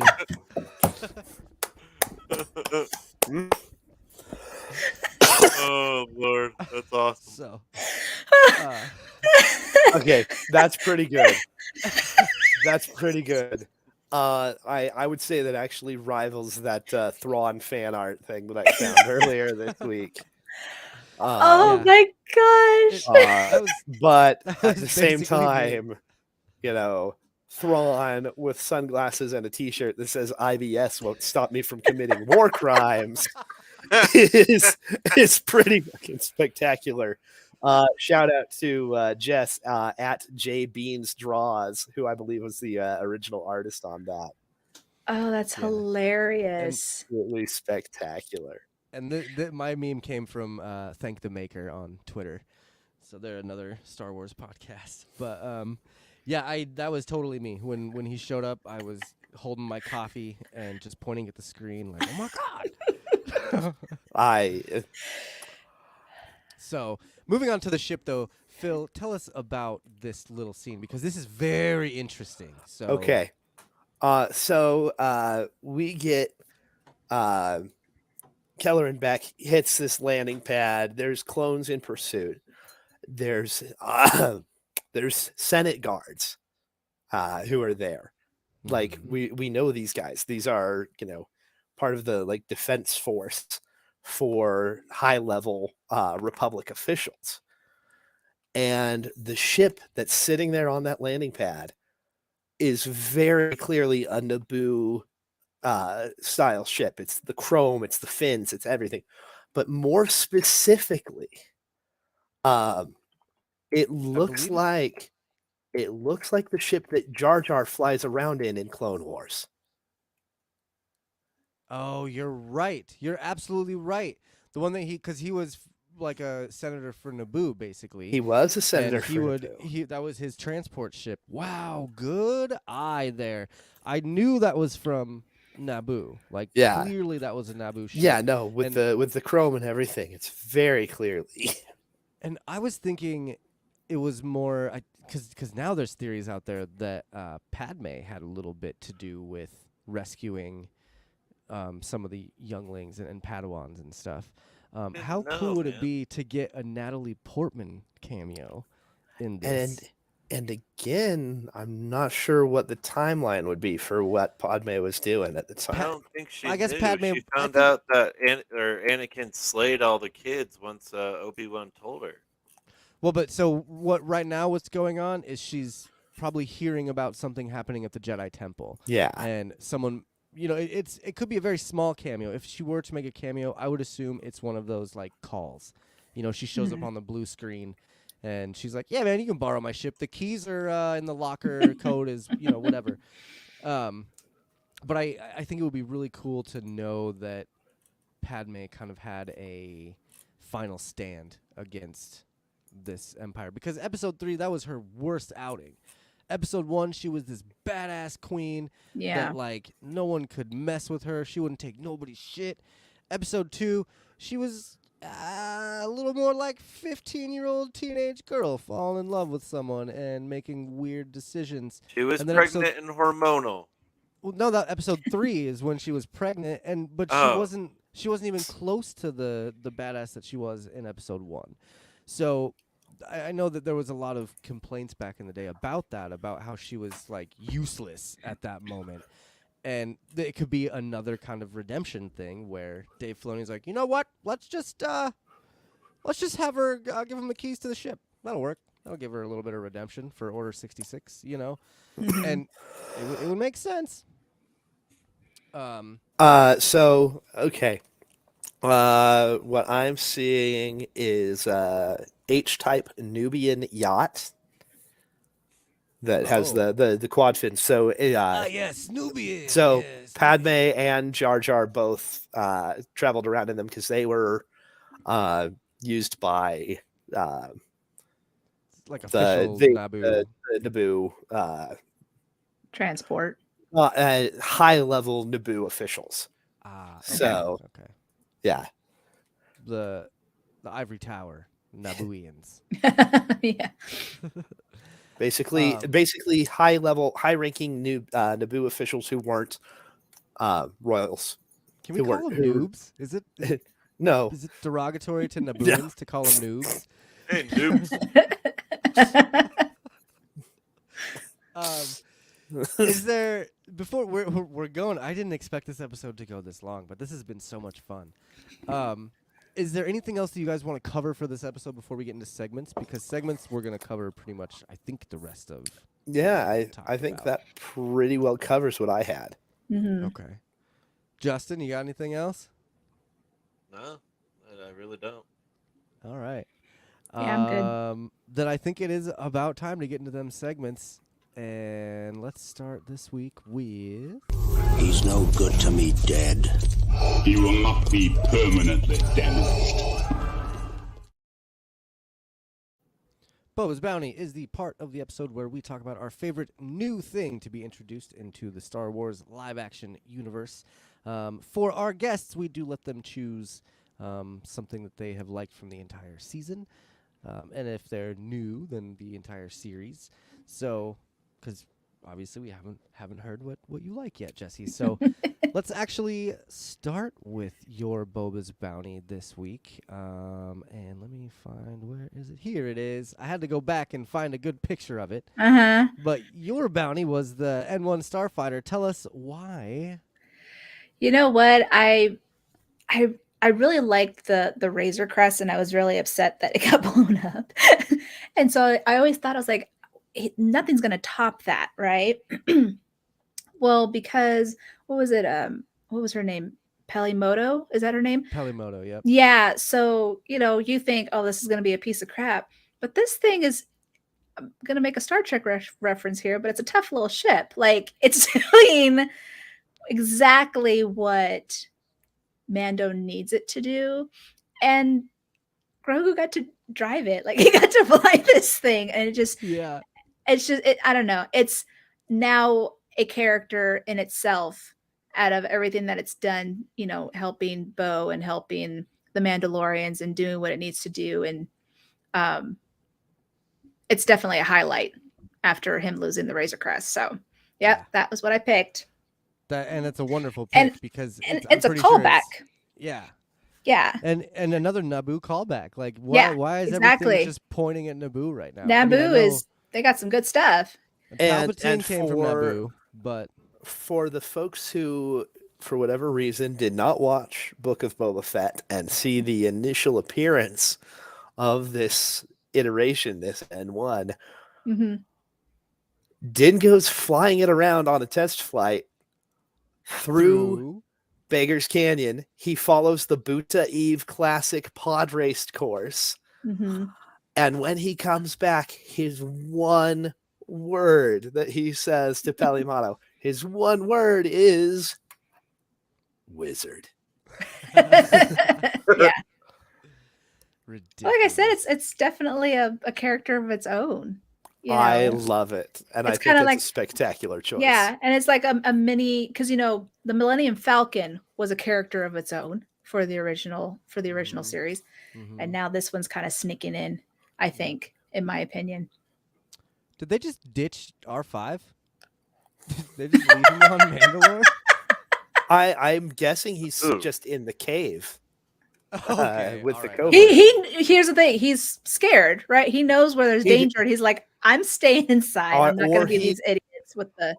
Well, because we'd last seen him, he was on Bo's ship. So yeah, he may still be on Bo's ship. Okay. He may still be on that's board true. the Gauntlet. He's like Ralph Wiggins. I'm in danger, and just runs to the Just sitting there beeping to himself at the back of the ship. Yeah. Michelle says that they're going to have to talk about a crossover of Beverly, Jack, and Grogu exploring the galaxy on the Elias. I have a Crusher connection for later, Michelle, so be ready. I love that. Excellent pick, though. The N1 has been our favorite for sure, a Quest Me favorite throughout the whole series, since it came in Book of Boba Fett. But let's move on to Justin's Boba's Bounty. Justin, you decided to pick this little guy here. Tell us why. All right, this was a random one for me because I really had to relate it to the book I'm reading, the Jedi Order Battle Scars, the in between of the two video games. Jedi Fallen Order. Fallen Order prequel thing. Yeah, it's a good series or good book so far. I'm like a little over a third of the way through. But in the first few chapters, they made a strong point to talk about a weakness that a bounty hunter had, and it was because he had his heavy blaster connected to the power source of his jetpack, and of course Cal does some stuff and exploits the weakness. But it was just interesting to see this in real or live action. I'm like, oh, that's what it looks like. That's weird. Was it Paz Vizsla that they were talking about? No, it's like a whole different bounty hunter guild. Oh, okay. But it was just cool to see that and connect the two dots within my head. I think it was cool to see the backside of this gun because we've seen the gun before, but I don't think we've ever seen it in all of its glory like this. Yeah, no, this is definitely a new angle on Vizsla's gear. And how are you gonna climb a mountain with that thing on your back? Oh, can you imagine? That's gonna be so heavy. Don't skip arm day, man. Or leg day. Leg day, yeah. It sort of looks like the scorpion, almost. It's funny. A little bit, yeah. No, with the segmenting. Okay. Maybe too nerdy for this show. Sasori from Naruto. Yeah. There's a character who basically uses chakra-controlled puppets, and one of them has a segmented scorpion-style tail that whips out, and it looks very Okay. similar. Okay. I was gonna actually say it kind of gives me Doc Ock vibes. Like Yeah. Yep. Yeah, that makes Oh sense. man, can we get Sam Raimi to direct an episode of Mandalorian? Oh my god. That would be. And then Bruce Campbell's gonna make an appearance somewhere. He'd just be Yeah. in a Mandalorian helmet. He'll be He's like just- in the market trying to sell something, and then some creature comes and steals his stuff. That's basically what happened. Or he's a Mandalorian that takes his helmet off and everyone's like, get out. Get out. Get out. You're Go to fired. Mandalore. Yeah. Can you be the Mandalorian that has no arm and then just attaches a blaster to it? I love that. Does a cameo within a cameo. That's so funny. Oh my gosh, that would be This- perfect. Nice crossover. Yeah. Excellent pick, Justin. I do love that. Ricky says R5 is rusting out on the living waters. Hey, you're just chilling with the mythosaur, I guess. I know. Yeah. I'll just get a little high. How does it get a little high? All right. Let's move on to Phil's Boba's Bounty. And actually, it correlates a little bit with Jessi's Sarlacc Killer scene. That's So okay. I mean, we can do. uh, I sent you a different one. And I did pull it up. Yeah, here we go. Yeah, I sent My you a bad. backup. No, Here it's you all go. good. I It's all got good. it. I got it. We're good. We're Trying good. not to double up on stuff I did here. a quick one. I had to do a quick one. Yeah, no, it's But, okay. He's So adorable. and it's not even so much him. It's just you think for a minute that maybe he's using the Force to move to start moving these Yes. rocks around, Yep. and like a Yep. cute little Zen garden kind of thing. And then you realize he picks this one up, and it's a little crab, like a hermit crab. And it's just. But He's being a child at this the moment. bit at right? the bit at the very end of this, like a few seconds later, after Din comes and picks him up to go have him fight, you realize how many of them are actually these little crab things, and he was just surrounded by snacks, and he had no idea. I was so mad at the end of this scene. I thought he was seriously practicing the Force. Psych. But it could He be might have something been. else. He Because might have what if been. he's chatting with these creatures? Yeah, What if maybe he's talking he's to them through communing the with Force? them. He's hungry. Yeah, I know. That Oh was my first yeah, thought. he's hungry too. When he picked that thing up and the legs started crawling out, I was like, oh, he's gonna suck that crab out of his shell. Right? But then I was thinking like, oh, he noticed it was a creature, and then he was talking to them, because as soon as he picked that one up, all the other rocks like started moving. So again, just pointing towards Grogu being able to speak with creatures, and like the creatures, more and more creatures being introduced into this show is just like they're And paving the way for something. there is a long-standing canon, or legends, I guess at this point, but of Jedi characters who specifically like communicated with animals. That Yeah. was in Legends. That was Jason Solo's whole thing. Yeah. and- Jaina was the tech head, and Jason talked to animals. Yep. And one big cameo we're supposed to have, it's been rumored, is hi Trev. Trev's here to say hello. But one big cameo that we have rumored is Ezra, who is one of the only Jedi that we've seen in Star Wars media that actually does talk to animals. Oh yeah. So- Yep. So Talking we're with just the Grogu, the Everything- Beastmaster. everything is about to come around full circle, and I really feel like the end of this season, this last episode, is going to be epic beyond belief. We're gonna get like some really good foreshadowing for a lot of different things. I mean, we already got the Thrawn foreshadow. The TIE interceptors was all Thrawn.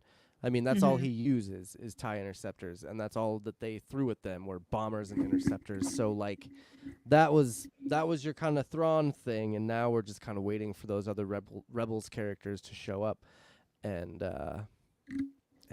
kick ass, I guess. Was that the last Boba's bounty? Oh no, it's my turn. you It's your turn. You skipping yourself there, man. Excellent pick, Phil. I love the crab creatures, and I love the more creatures that we see in Star Wars is great. So Yes. my Boba's bounty for this week. You guys want to take a guess? Keller and Oh. Beck. Jar Jar, of course. Yeah. Ooh. And Yeah. honestly, we talked at length about Keller and Beck. I was just so thrilled to see Mr. Best back in the Star Wars universe. Even after all the crap that he went through, he still came back for the fans. And not just us adult fans, but the kid fans. How cool is it that this guy played this character on that young Jedi temple, or the Jedi Young Temple, whatever. Played this character on that show, and now he's jumping into live action as that character as well. So even kids that maybe fell in love with the Jedi Temple show are watching this going, oh my God, it's Jedi Master Beck. That's so cool, you know. And it's just another way that Star Wars brings in other fans and just kind of completes those circles, you know, and I love that. I love that about Star Wars. Star Trek's doing that a lot in Picard. I feel like there's a lot of You lot of have callbacks no idea. I have a bit of an idea. I mean, for me, I even had to, especially this last episode, I had to with talk to a Ro? bunch of no. Did I miss This- one? You must Oh, have missed no. one. When did I Episode Episode they haven't air? seen any of them. I haven't seen any of the Yeah, season I'm three. not gonna. It wasn't Ro. Ro's not the last episode. But you know what I'm talking about, where Rose shows up to the ship and they. Yeah, that's episode 5. This last one was episode 6. Am I behind one? Oh no, I can't say anything. Crap. Okay, here's the thing, and I won't say anything. But the one thing that there was so many Easter eggs, I had to ask the experts. I don't know what this means. So I'm doing my podcast. I'm like, I have no idea what you guys are talking about. You're gonna have to take over because it was so much, but it was so good. It's like our favorite. Everyone was like, it's the best episode in the entire season. The season so far. Oh no, LaForge. Uh-huh. Okay. Okay. I'm caught up. Cool. We're good. I am Yes. caught up. That's what, yeah. LaForge. So I can say ish something, but I won't go into detail just for. Yeah. But, just Oh man, I watched it all in a day at work. I love doing that. I love waiting until the season's over and then binging it. But because I'm doing the podcast, obviously, and I You didn't want gotta to keep wait, up. I So kind of have perhaps to keep that- up. But Yeah. when I do the Crusher connection in a little bit, I will make sure that it's not in spoiler detail. my Sweet. autographed LeVar Burton pictures on my desk at work, not here at the house. Because you got to show that off to all the nerds, dude. Yeah, What? no. Reading Rainbow? Yeah. So no, like No! no, like seriously though. No! Like when they did the Reading Rainbow Kickstarter like 8 years ago, something Uh-huh. like they had this whole thing where you could like get a signed picture from LeVar as part of the whole thing if you donated. So yeah, I have an autographed picture of LeVar Burton, and I did get to see him. I did get to see him. Like I wasn't there when he signed the picture, but I did get to see him speak live at my college like 6 months or something after that. Like he So was here- here in town Did he read a visiting. book? Yes, he did actually. Yeah. Yeah, no, he legitimately. It was the rhino who swallowed a storm. Oh my! Wow. I would have been. Okay, I would have been. you know what's- flipping out. Justin be crying over It's there. so Oh my God. funny because they had done a Reading Rainbow segment back in 1988 about the next generation. Yes, okay? and they showed off how And- they did the transporter. Exactly, they the did. visual. My effect. husband, because I hadn't watched it yet, I had gotten the Blu-rays from my husband. He started rewatching it and he was watching the segment that's on the Blu-rays. And I was like, why is the Reading Rainbow guy doing a segment about Star Trek? And he's all like, that's Geordie LaForge. And I was Wow. like, no, I mean, Yeah, he was Geordie because he had the visor. I wasn't thinking. And it's not like I Yeah. knew these characters, but I was like blown away. I was like, the Reading Rainbow guys in Star Trek? I think that's kind of was my, I was like, I gotta watch this. I did it That's right so there. funny. Yeah. It's crack up. Well, yeah, excellent picks, everybody, and awesome tangents. I love going off on tangents with you guys. This is wonderful. Let's move on to our next segment, which this week is going to be.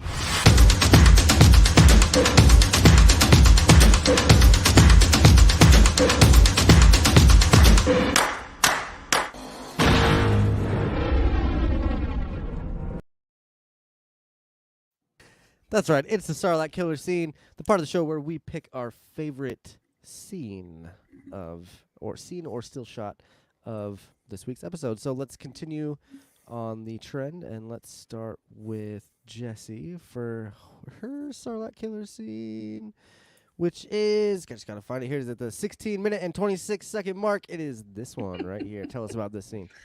Well, it's adorable. I mean, here's the thing.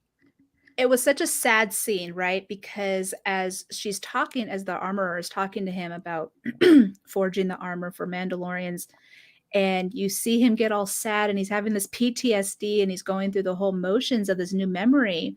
And then she gives him the armor and it's like literally the size of his head. And it just clipped onto his little, and she's like, and then I forgot he still's wearing the little chainmail that he got from Mando.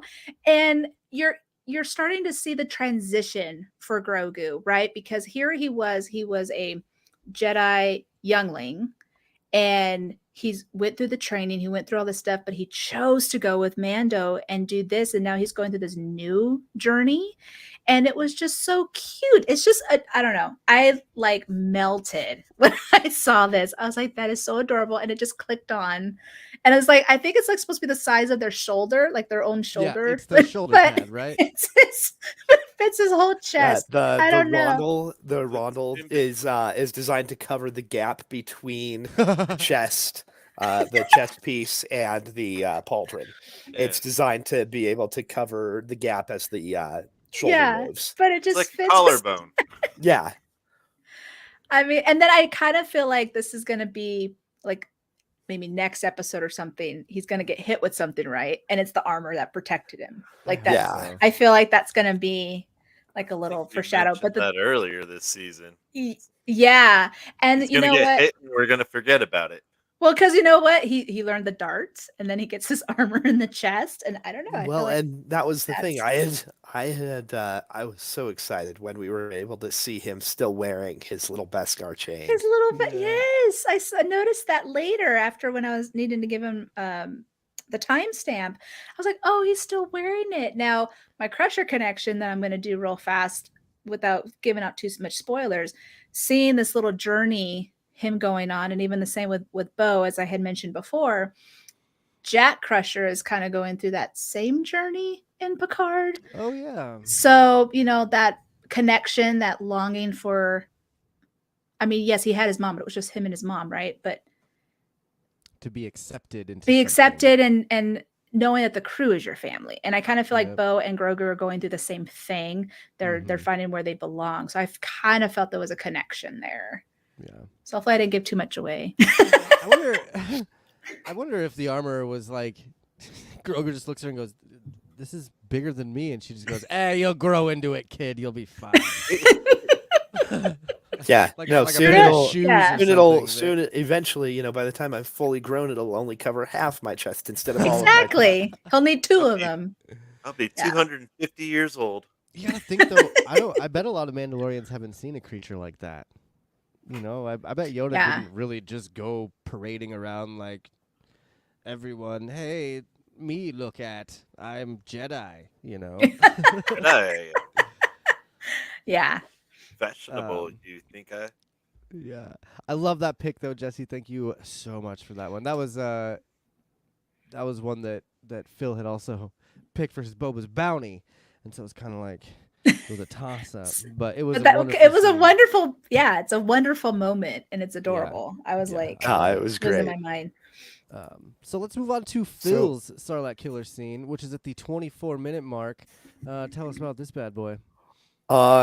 We're talking about prequel callbacks. There's always a bigger fish. Mhm.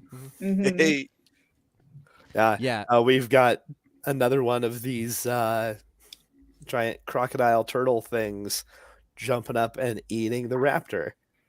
Yep. Definitely Jurassic. Whatever the Jurassic whatever World the moment. life cycle, whatever the whatever the rest of the like food web is on this planet, it's got to be fascinating. Mhm. Yeah, what is the chain here? Yeah, what's our food chain look like? I don't know, 'Cause, but I think wow. that guy might be the apex. I Walk. hope so. It's Jeez. definitely not the Mandalorians at this point. Yeah. Yeah, my I mean, goodness. They are in hiding, right? So Yeah. they pick a bad planet. Yeah, that's true. Or they But- picked a really good one, because who's gonna wrong want one. I'm sorry. to? No, but I mean, if people know that these creatures are there, why would they go to this planet? Perfect place to hide. Yeah. Yeah, and Bad that's plan. kind of what I'm thinking. Mhm. Is it's like the reason Yoda went to Dagobah, Yeah. you know, to kind of cloud themselves. From, Yeah. People are like, oh yeah, don't go to that planet. Oh god, that's a mistake. Like Is it- Australia, everything can kill you. Yeah, exactly. Yeah. But yeah, excellent pick. I love the dinosaur, the Jurassic Park It- stuff. Yeah, going the on Jurassic here. World. I'm thinking of that Yeah, Jurassic World. mutated whatever Oh, the thing going. mosasaur. Yeah, that came up. That's exactly what I thought of when I saw this. Yeah. It's And then I thought wonderful. of the babies. I was like, what about the babies? I instantly thought about the babies too. I was like, oh wow, I was like, They man. just- they just murdered their mother, and they're Well, just gonna- they Oh. didn't. It felt. Now it's funny that creature knew, like, I got to get out of the water. I got to get out of the water. He Yeah. was ready. He's like, I know it's. Oh, man. That's I true. got- Gosh, Yeah. look at dang you it. get in touch with your paternal instincts. Oh, get out of here. It hasn't even I just been thought of the Monday fact yet. that, look, man, those are baby birds or dragons or whatever. Baby and dragons. Yes. Leathery It's not bird. their fault that their mom was a jerk, you know? Like, Well, she was just feeding her baby. As a single mother.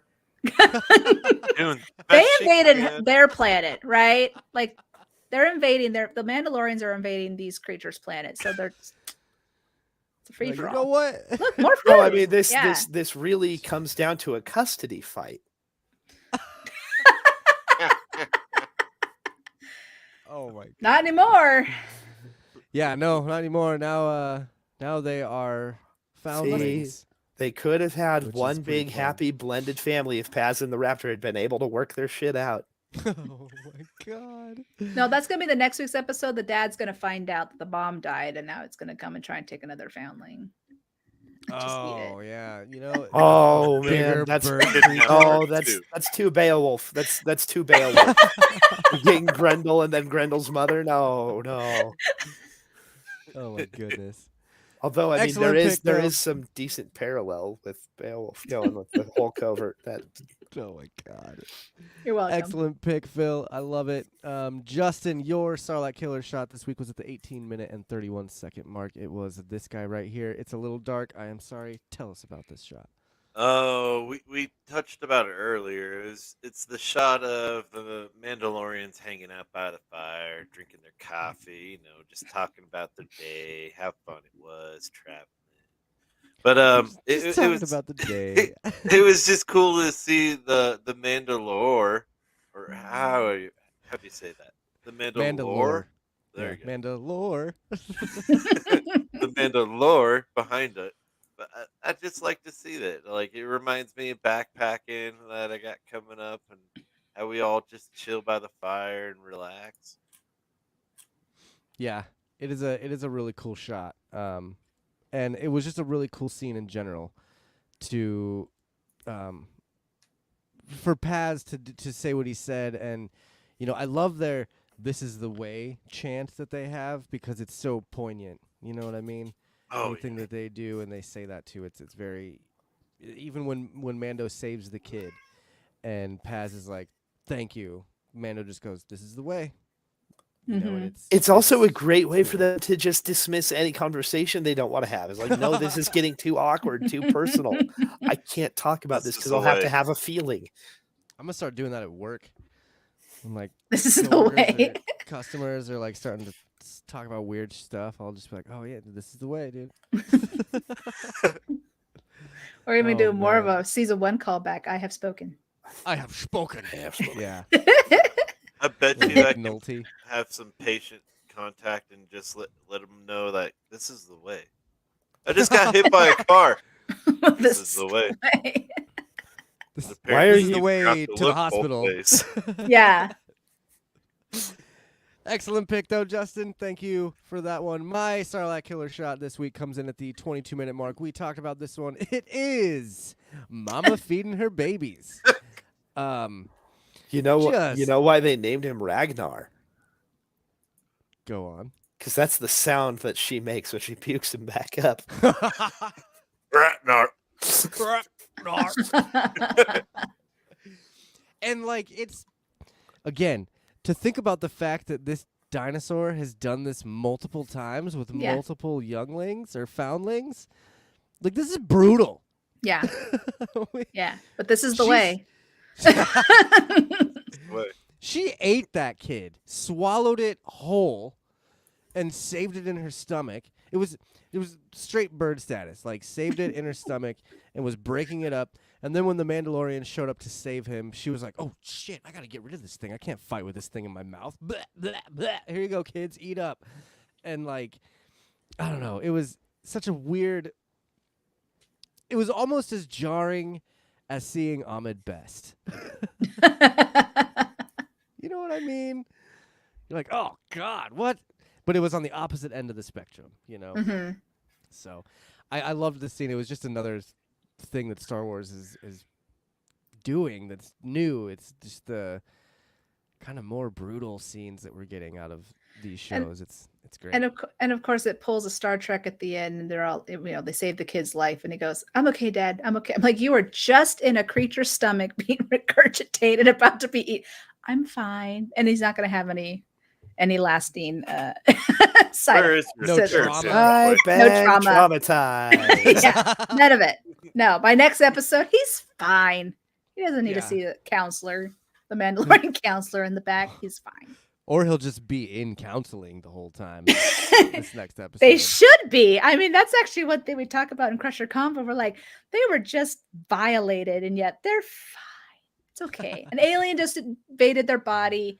It's fine. By next episode, they got over it. Just sometimes a little much. Yeah. Oh man, you know what? A thought just came to me that I was really excited about with Picard. They brought a Tribble back. They did. I at was- least knew what that was. I'm so excited to see a Tribble. Yeah. Oh, which It's did. episode? hilarious. You just watch the Yeah. season. You'll see. I need- It's very brief, but it was, I- really like. But it's a when it good happens, you're callback like, to- oh, But you know what? It's a good callback to DS9. yeah. Very Trials true. and tribulations. Mm-hmm. Very true. Yes. Thanks for joining us, Sincere. We will see you next week Bye, buddy. for the show, for Chapter 21 of Mandalorian. Yes, this is the way, sir.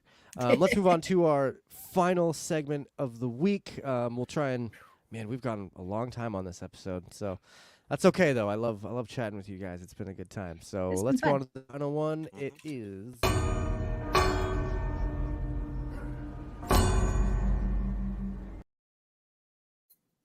It's the one chimer segment where we reveal our favorite piece of dialogue from each episode. So, to keep it going in the same order we have been, let's start with Jessi's one chimer. Don't worry. My dad was the same way. He's just proud of you.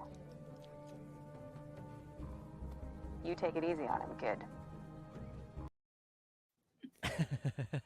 Tell us about why you picked that, Jessi. So, Mando's been the dad for Grogu this whole time. Like, it's just, he's like the single dad. He's taking care of his kid. He's now teaching him the way.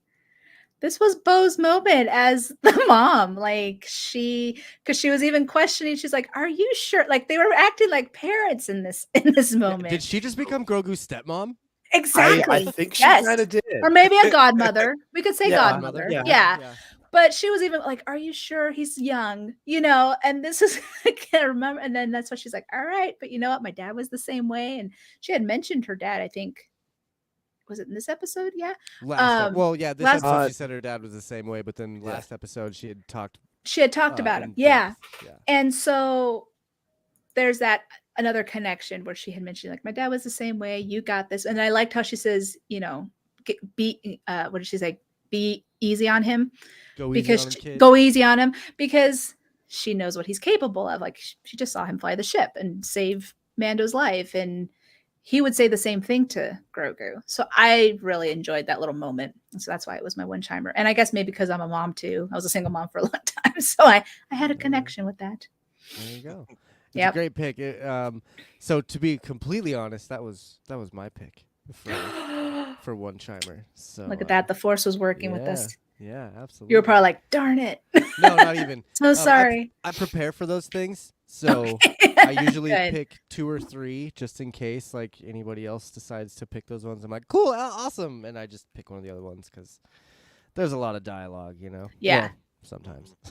I know this was a very short episode and I was like, is this going to be enough? But yeah, I just made it. I almost just did a protest and picked nothing but Ahmed Best things for my segments. But I decided not to do that. So it's Keller and Beck or nothing.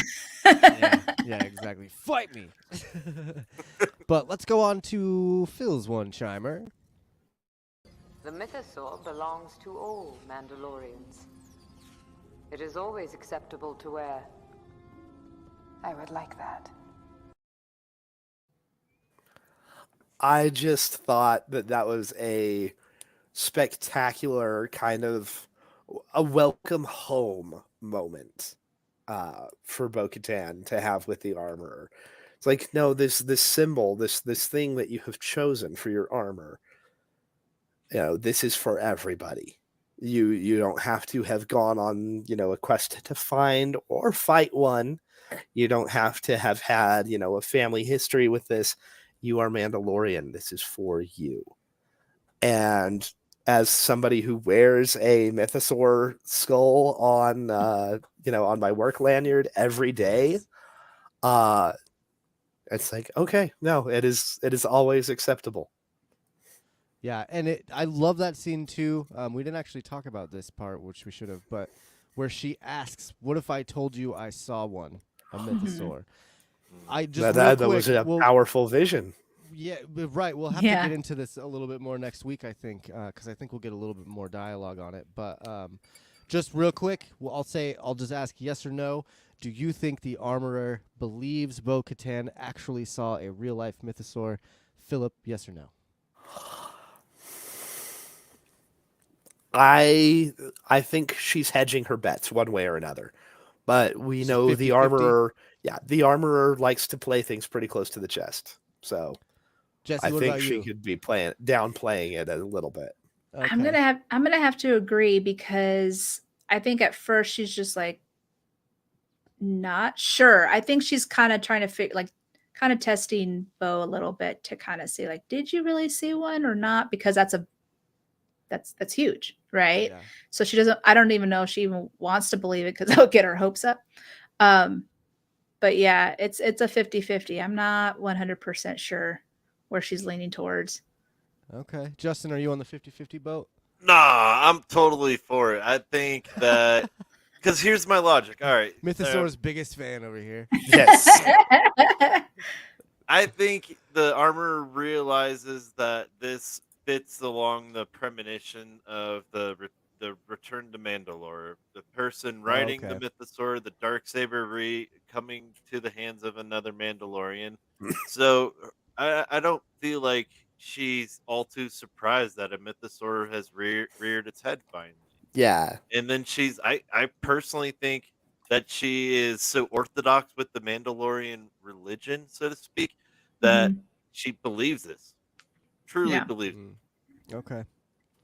See, and I'm kind of on the 50-50 side of it. I don't really know. I think the fact that we can't see her facial expressions is keeps it a mystery. Because, like, if Bo was like, what if I told you I saw one? And she was like, that's a powerful vision you have there. Yeah. And Emily Swallow is amazing. And she's going to be at Denver Fan Expo this year. Oh, yeah. Yeah. That'd be cool. Yeah. Along with a whole bunch of other Star Wars folks.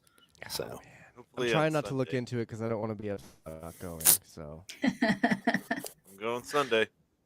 nice. Excellent pick though. Let's move on to Justin's one chimer.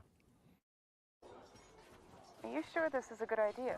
If he is ever to rise from foundling to apprentice, he must learn. It just blends into how Jessi was talking about. Like, it's sink or swim as a father moment, and I literally felt this when I dropped off my little girl Audrey at swim class. I'm like, all right, here's the moment where you sink or swim. I hope you swim, and just push them in. Mhm. Like, at some point, you just have to all right, go figure it out. And You're the one it's to a deflate one little arm thing and throw her in, huh? You just paddle with the other side, honey. You'll be fine. Keep your head up. That's all. Don't breathe. That's what my dad did. He just he like deflated one of my little arm floaties and just threw me in and lit a cigarette and was like, "Kick, kick. No, you gotta kick." But being a father, I totally had that moment, that fathering moment in my head, and I really liked that scene. And then See, it we blends just paid for into- swimming lessons for my kids. And then, like, to touch on Jesse's, it just sort of blended into Bo-Katan stepping up and acting like the pseudo mother case in this. Like, are you sure this is a good idea? Mhm. Yeah, Like, I loved Yeah. it. yeah. Excellent pick, Justin. We're gonna go on to my pick, which seemed like we were very Grogu centric here, so I decided to go the other way. This is the Forge. It is the heart of Mandalorian culture. Just as we shape the Mandalorian steel, we shape ourselves. Okay. Grogu. I had to leave Grogu's face in at the end. All right. I was gonna say that's semi-Grogu. Semi. He's still there. But the Mandalore that we're getting in this is great. The more that we see, like, this is like the first day of Mandalore kindergarten. You know what I mean? And she's basically going through what the Forge is and what it means to the culture, and going through, we all start as raw ore and we're formed into what we become, and, experiences, blah, blah, blah, blah. I just really liked this little, I guess, teaching moment that the armorer had with Grogu. It seems like everyone in this season is having little moments with Grogu, teaching him something, showing him something. And it's been really fun to see that, just inching closer and closer to full Grogu Mandalorian armor badass. And I'm excited for that. So This was actually almost my one chimer, to be honest. Yeah, especially because like when they left and she's like, "You're too young to go," and then she's like, "Come, Grogu," and he's just doing that little quick little walk. and then he's like breathing heavily because oh It my was gosh, so cute, though. it's I still- adorable. I have that video saved because I need to make a fun little TikTok that's just Grogu, and the caption is going to be Grogu heading to steal your girl as he's walking through the desert. Oh my gosh, but she like left him behind. She's like, "Come on." I mean, he's very tiny, and she I know. I was thinking the same thing. Like, Like, at where'd least you Luke go? would pick him up with the Force and like Yeah, bring him along with yeah. him. Amanda would have. Yeah, no, she. Armor is like, nah, keep up, dude. Eventually, we're gonna see Grogu like force hop. I We wanna gotta see him. We gotta see him could've do his little split, shuffle walk though. right? It was adorable. Yeah. Imagine if he was on a hardwood floor. Do you think he has the little like toenails that would Little actually nails? like, on the- Absolutely. Like you can hear your Unless- dog. Yeah. Unless Din Djarin sets him up, once a week and is like, "All right, little Grogu, let's trim your Gotta toenails." file down. And then, Does round he? dog. his little tiny toes. Does Grogu have toe beans? Toe beans? Toe- Oh Does my Grogu have God. toe beans? Actually, hold on. I hope I so. don't- well, Toe I- beans. Toe beans. None of my Grogus toe have beans. Yeah, mine doesn't either. That's so awesome. Awesome picks for all the segments, guys. I love these more and more every single week. We have one last thing to do, and then we're going to close this thing up. So.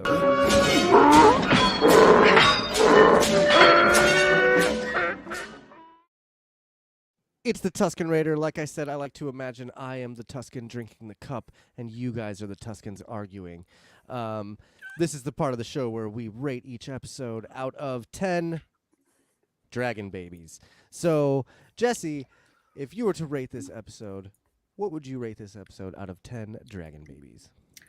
I really enjoyed this episode, especially after last week's episode was a bit slow for me. I was a little bored with it. I think I even DM'd you. I was all like, thank goodness I didn't get this episode because I'll be like, here for 15 minutes, I'm out. No, yeah, it was different. It was different. It's part of the story, and I understand why they showed it, but it was a little rough. But this one I thoroughly enjoyed. I wish there was a little bit more to it. It was very short, but it did at least hit the notes properly. Nothing was rushed. Nothing was overdone. So maybe that's why.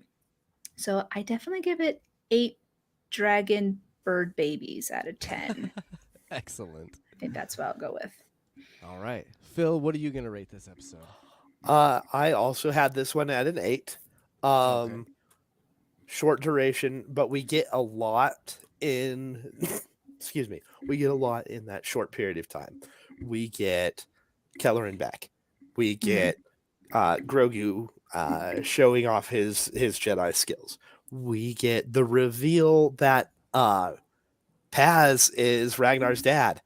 Holy shit, he has way more in common with Mando with Din than we ever would have expected, and I think that's maybe part of the source of a lot of their contention there.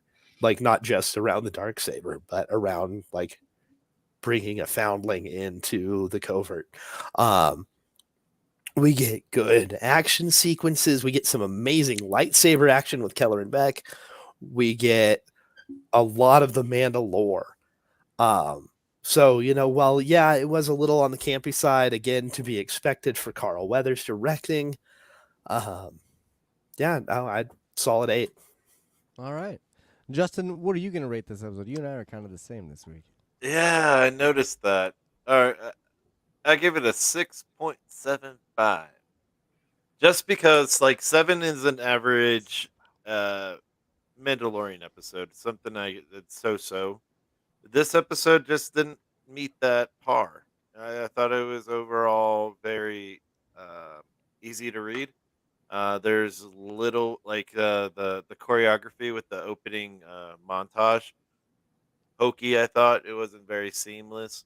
There's a lot of things like that that just stuck out to me while watching this, like, multiple times. I'm like, all right, this does look bad.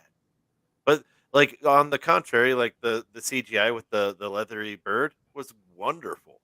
So there's They a bunch blew of their wad tidbits on the of- bird. That's why it was only 30 minutes long. Yeah. Yeah. But, like, there's aspects of this one that were awesome, from the little Easter eggs in the Mandalore, but just didn't hit my average. Yeah. Okay, that's fair. And I'm with you on that. I actually rated this is the lowest I've ever rated a Mandalorian and or Star Wars episode, I believe, and I rated it a 6.5 dinosaur bird babies out of 10. 6.5 seems very low. I put a few factors in there. Yes, it showed a lot of, like, camaraderie between Mandalorians. Yes, it was kind of cool to see the training. There was a lot of campiness in it, though. And the only point of this episode to me was to show Keller and Beck. That, like, the whole reason we got this episode was for that 5 minutes of reveal and the 2 minutes of Bo-Katan doing her thing. Like, if I only saw Grogu getting rescued by Keller and Beck and only saw Bo-Katan talking to the armor about the mythosaur, that's, you know, I would have pretty much been satisfied, I guess.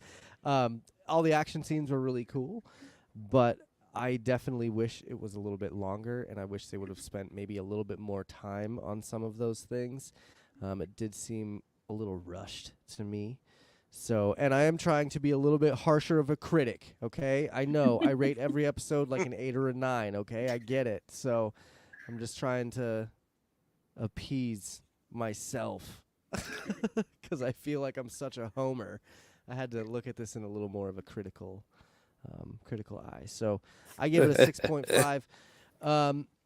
And that gives us a total of 73, which is still a nice average. It's still pretty high up. I believe that was about the same rating that you see on like Rotten Tomatoes or IMDb or something like that. But yeah, altogether, great episode. And I am excited for the next one to come out. So I think that's gonna be it for this week. Is there anything that you guys wanted to add? Let's start with Justin. No, not really. I think we touched on everything. Okay. Phil, what about you? Nah, thanks to Jessi. Really enjoyed having you be here with us for this. It was great. Oh, thanks for having me. I had a lot of fun. Absolutely. And we had so much fun having you here as well. Why don't you tell our listeners and new people where they can find you and your podcast? Yeah, so the podcast is Crusher Convo, and you can find us on any platform. And you could also check out our Twitter, YouTube, and Instagram at Crusher Convo. So yeah. And if you love Star Trek, hit us up. Yeah. And of course, those links will be in the show notes as well. So if you're listening in podcast land, go ahead and go to those notes, click on the link, and go give the Crusher Convo a nice follow. I think, yeah, that's it. So we're going to be live again next Sunday around 8:30. We're going to change the time. We're going to be an hour later next week. I think that's going to help with everyone involved. I know 7:30 was a little ambitious for everyone around here, but I think 8:30 is going to be a little bit better for us. So make sure to check that out, youtube.com/@questme. Hit that subscribe button, ring that bell to get notified every time we are live. I want to thank Claire, Melissa, Michelle, the co-host of Crusher Convo, Jessi, Ricky, Sincera, and Tiny Tim. Was that his name? I think that was his name. But thank all of you guys for joining us in our live show. It's so great to have new faces. It's so fun to have conversations with you guys. And I hope to see you back again in future episodes. If you guys, again, if you're listening out there and you want to join us, Sundays, 8:30, youtube.com/@questme. All of the other things will be mentioned in this closing video or in the notes. So let's do a little sign off. We'll start with me. We'll go to Jess. We'll go to Phil. We'll go to Justin. For Quest Me, I have been your host.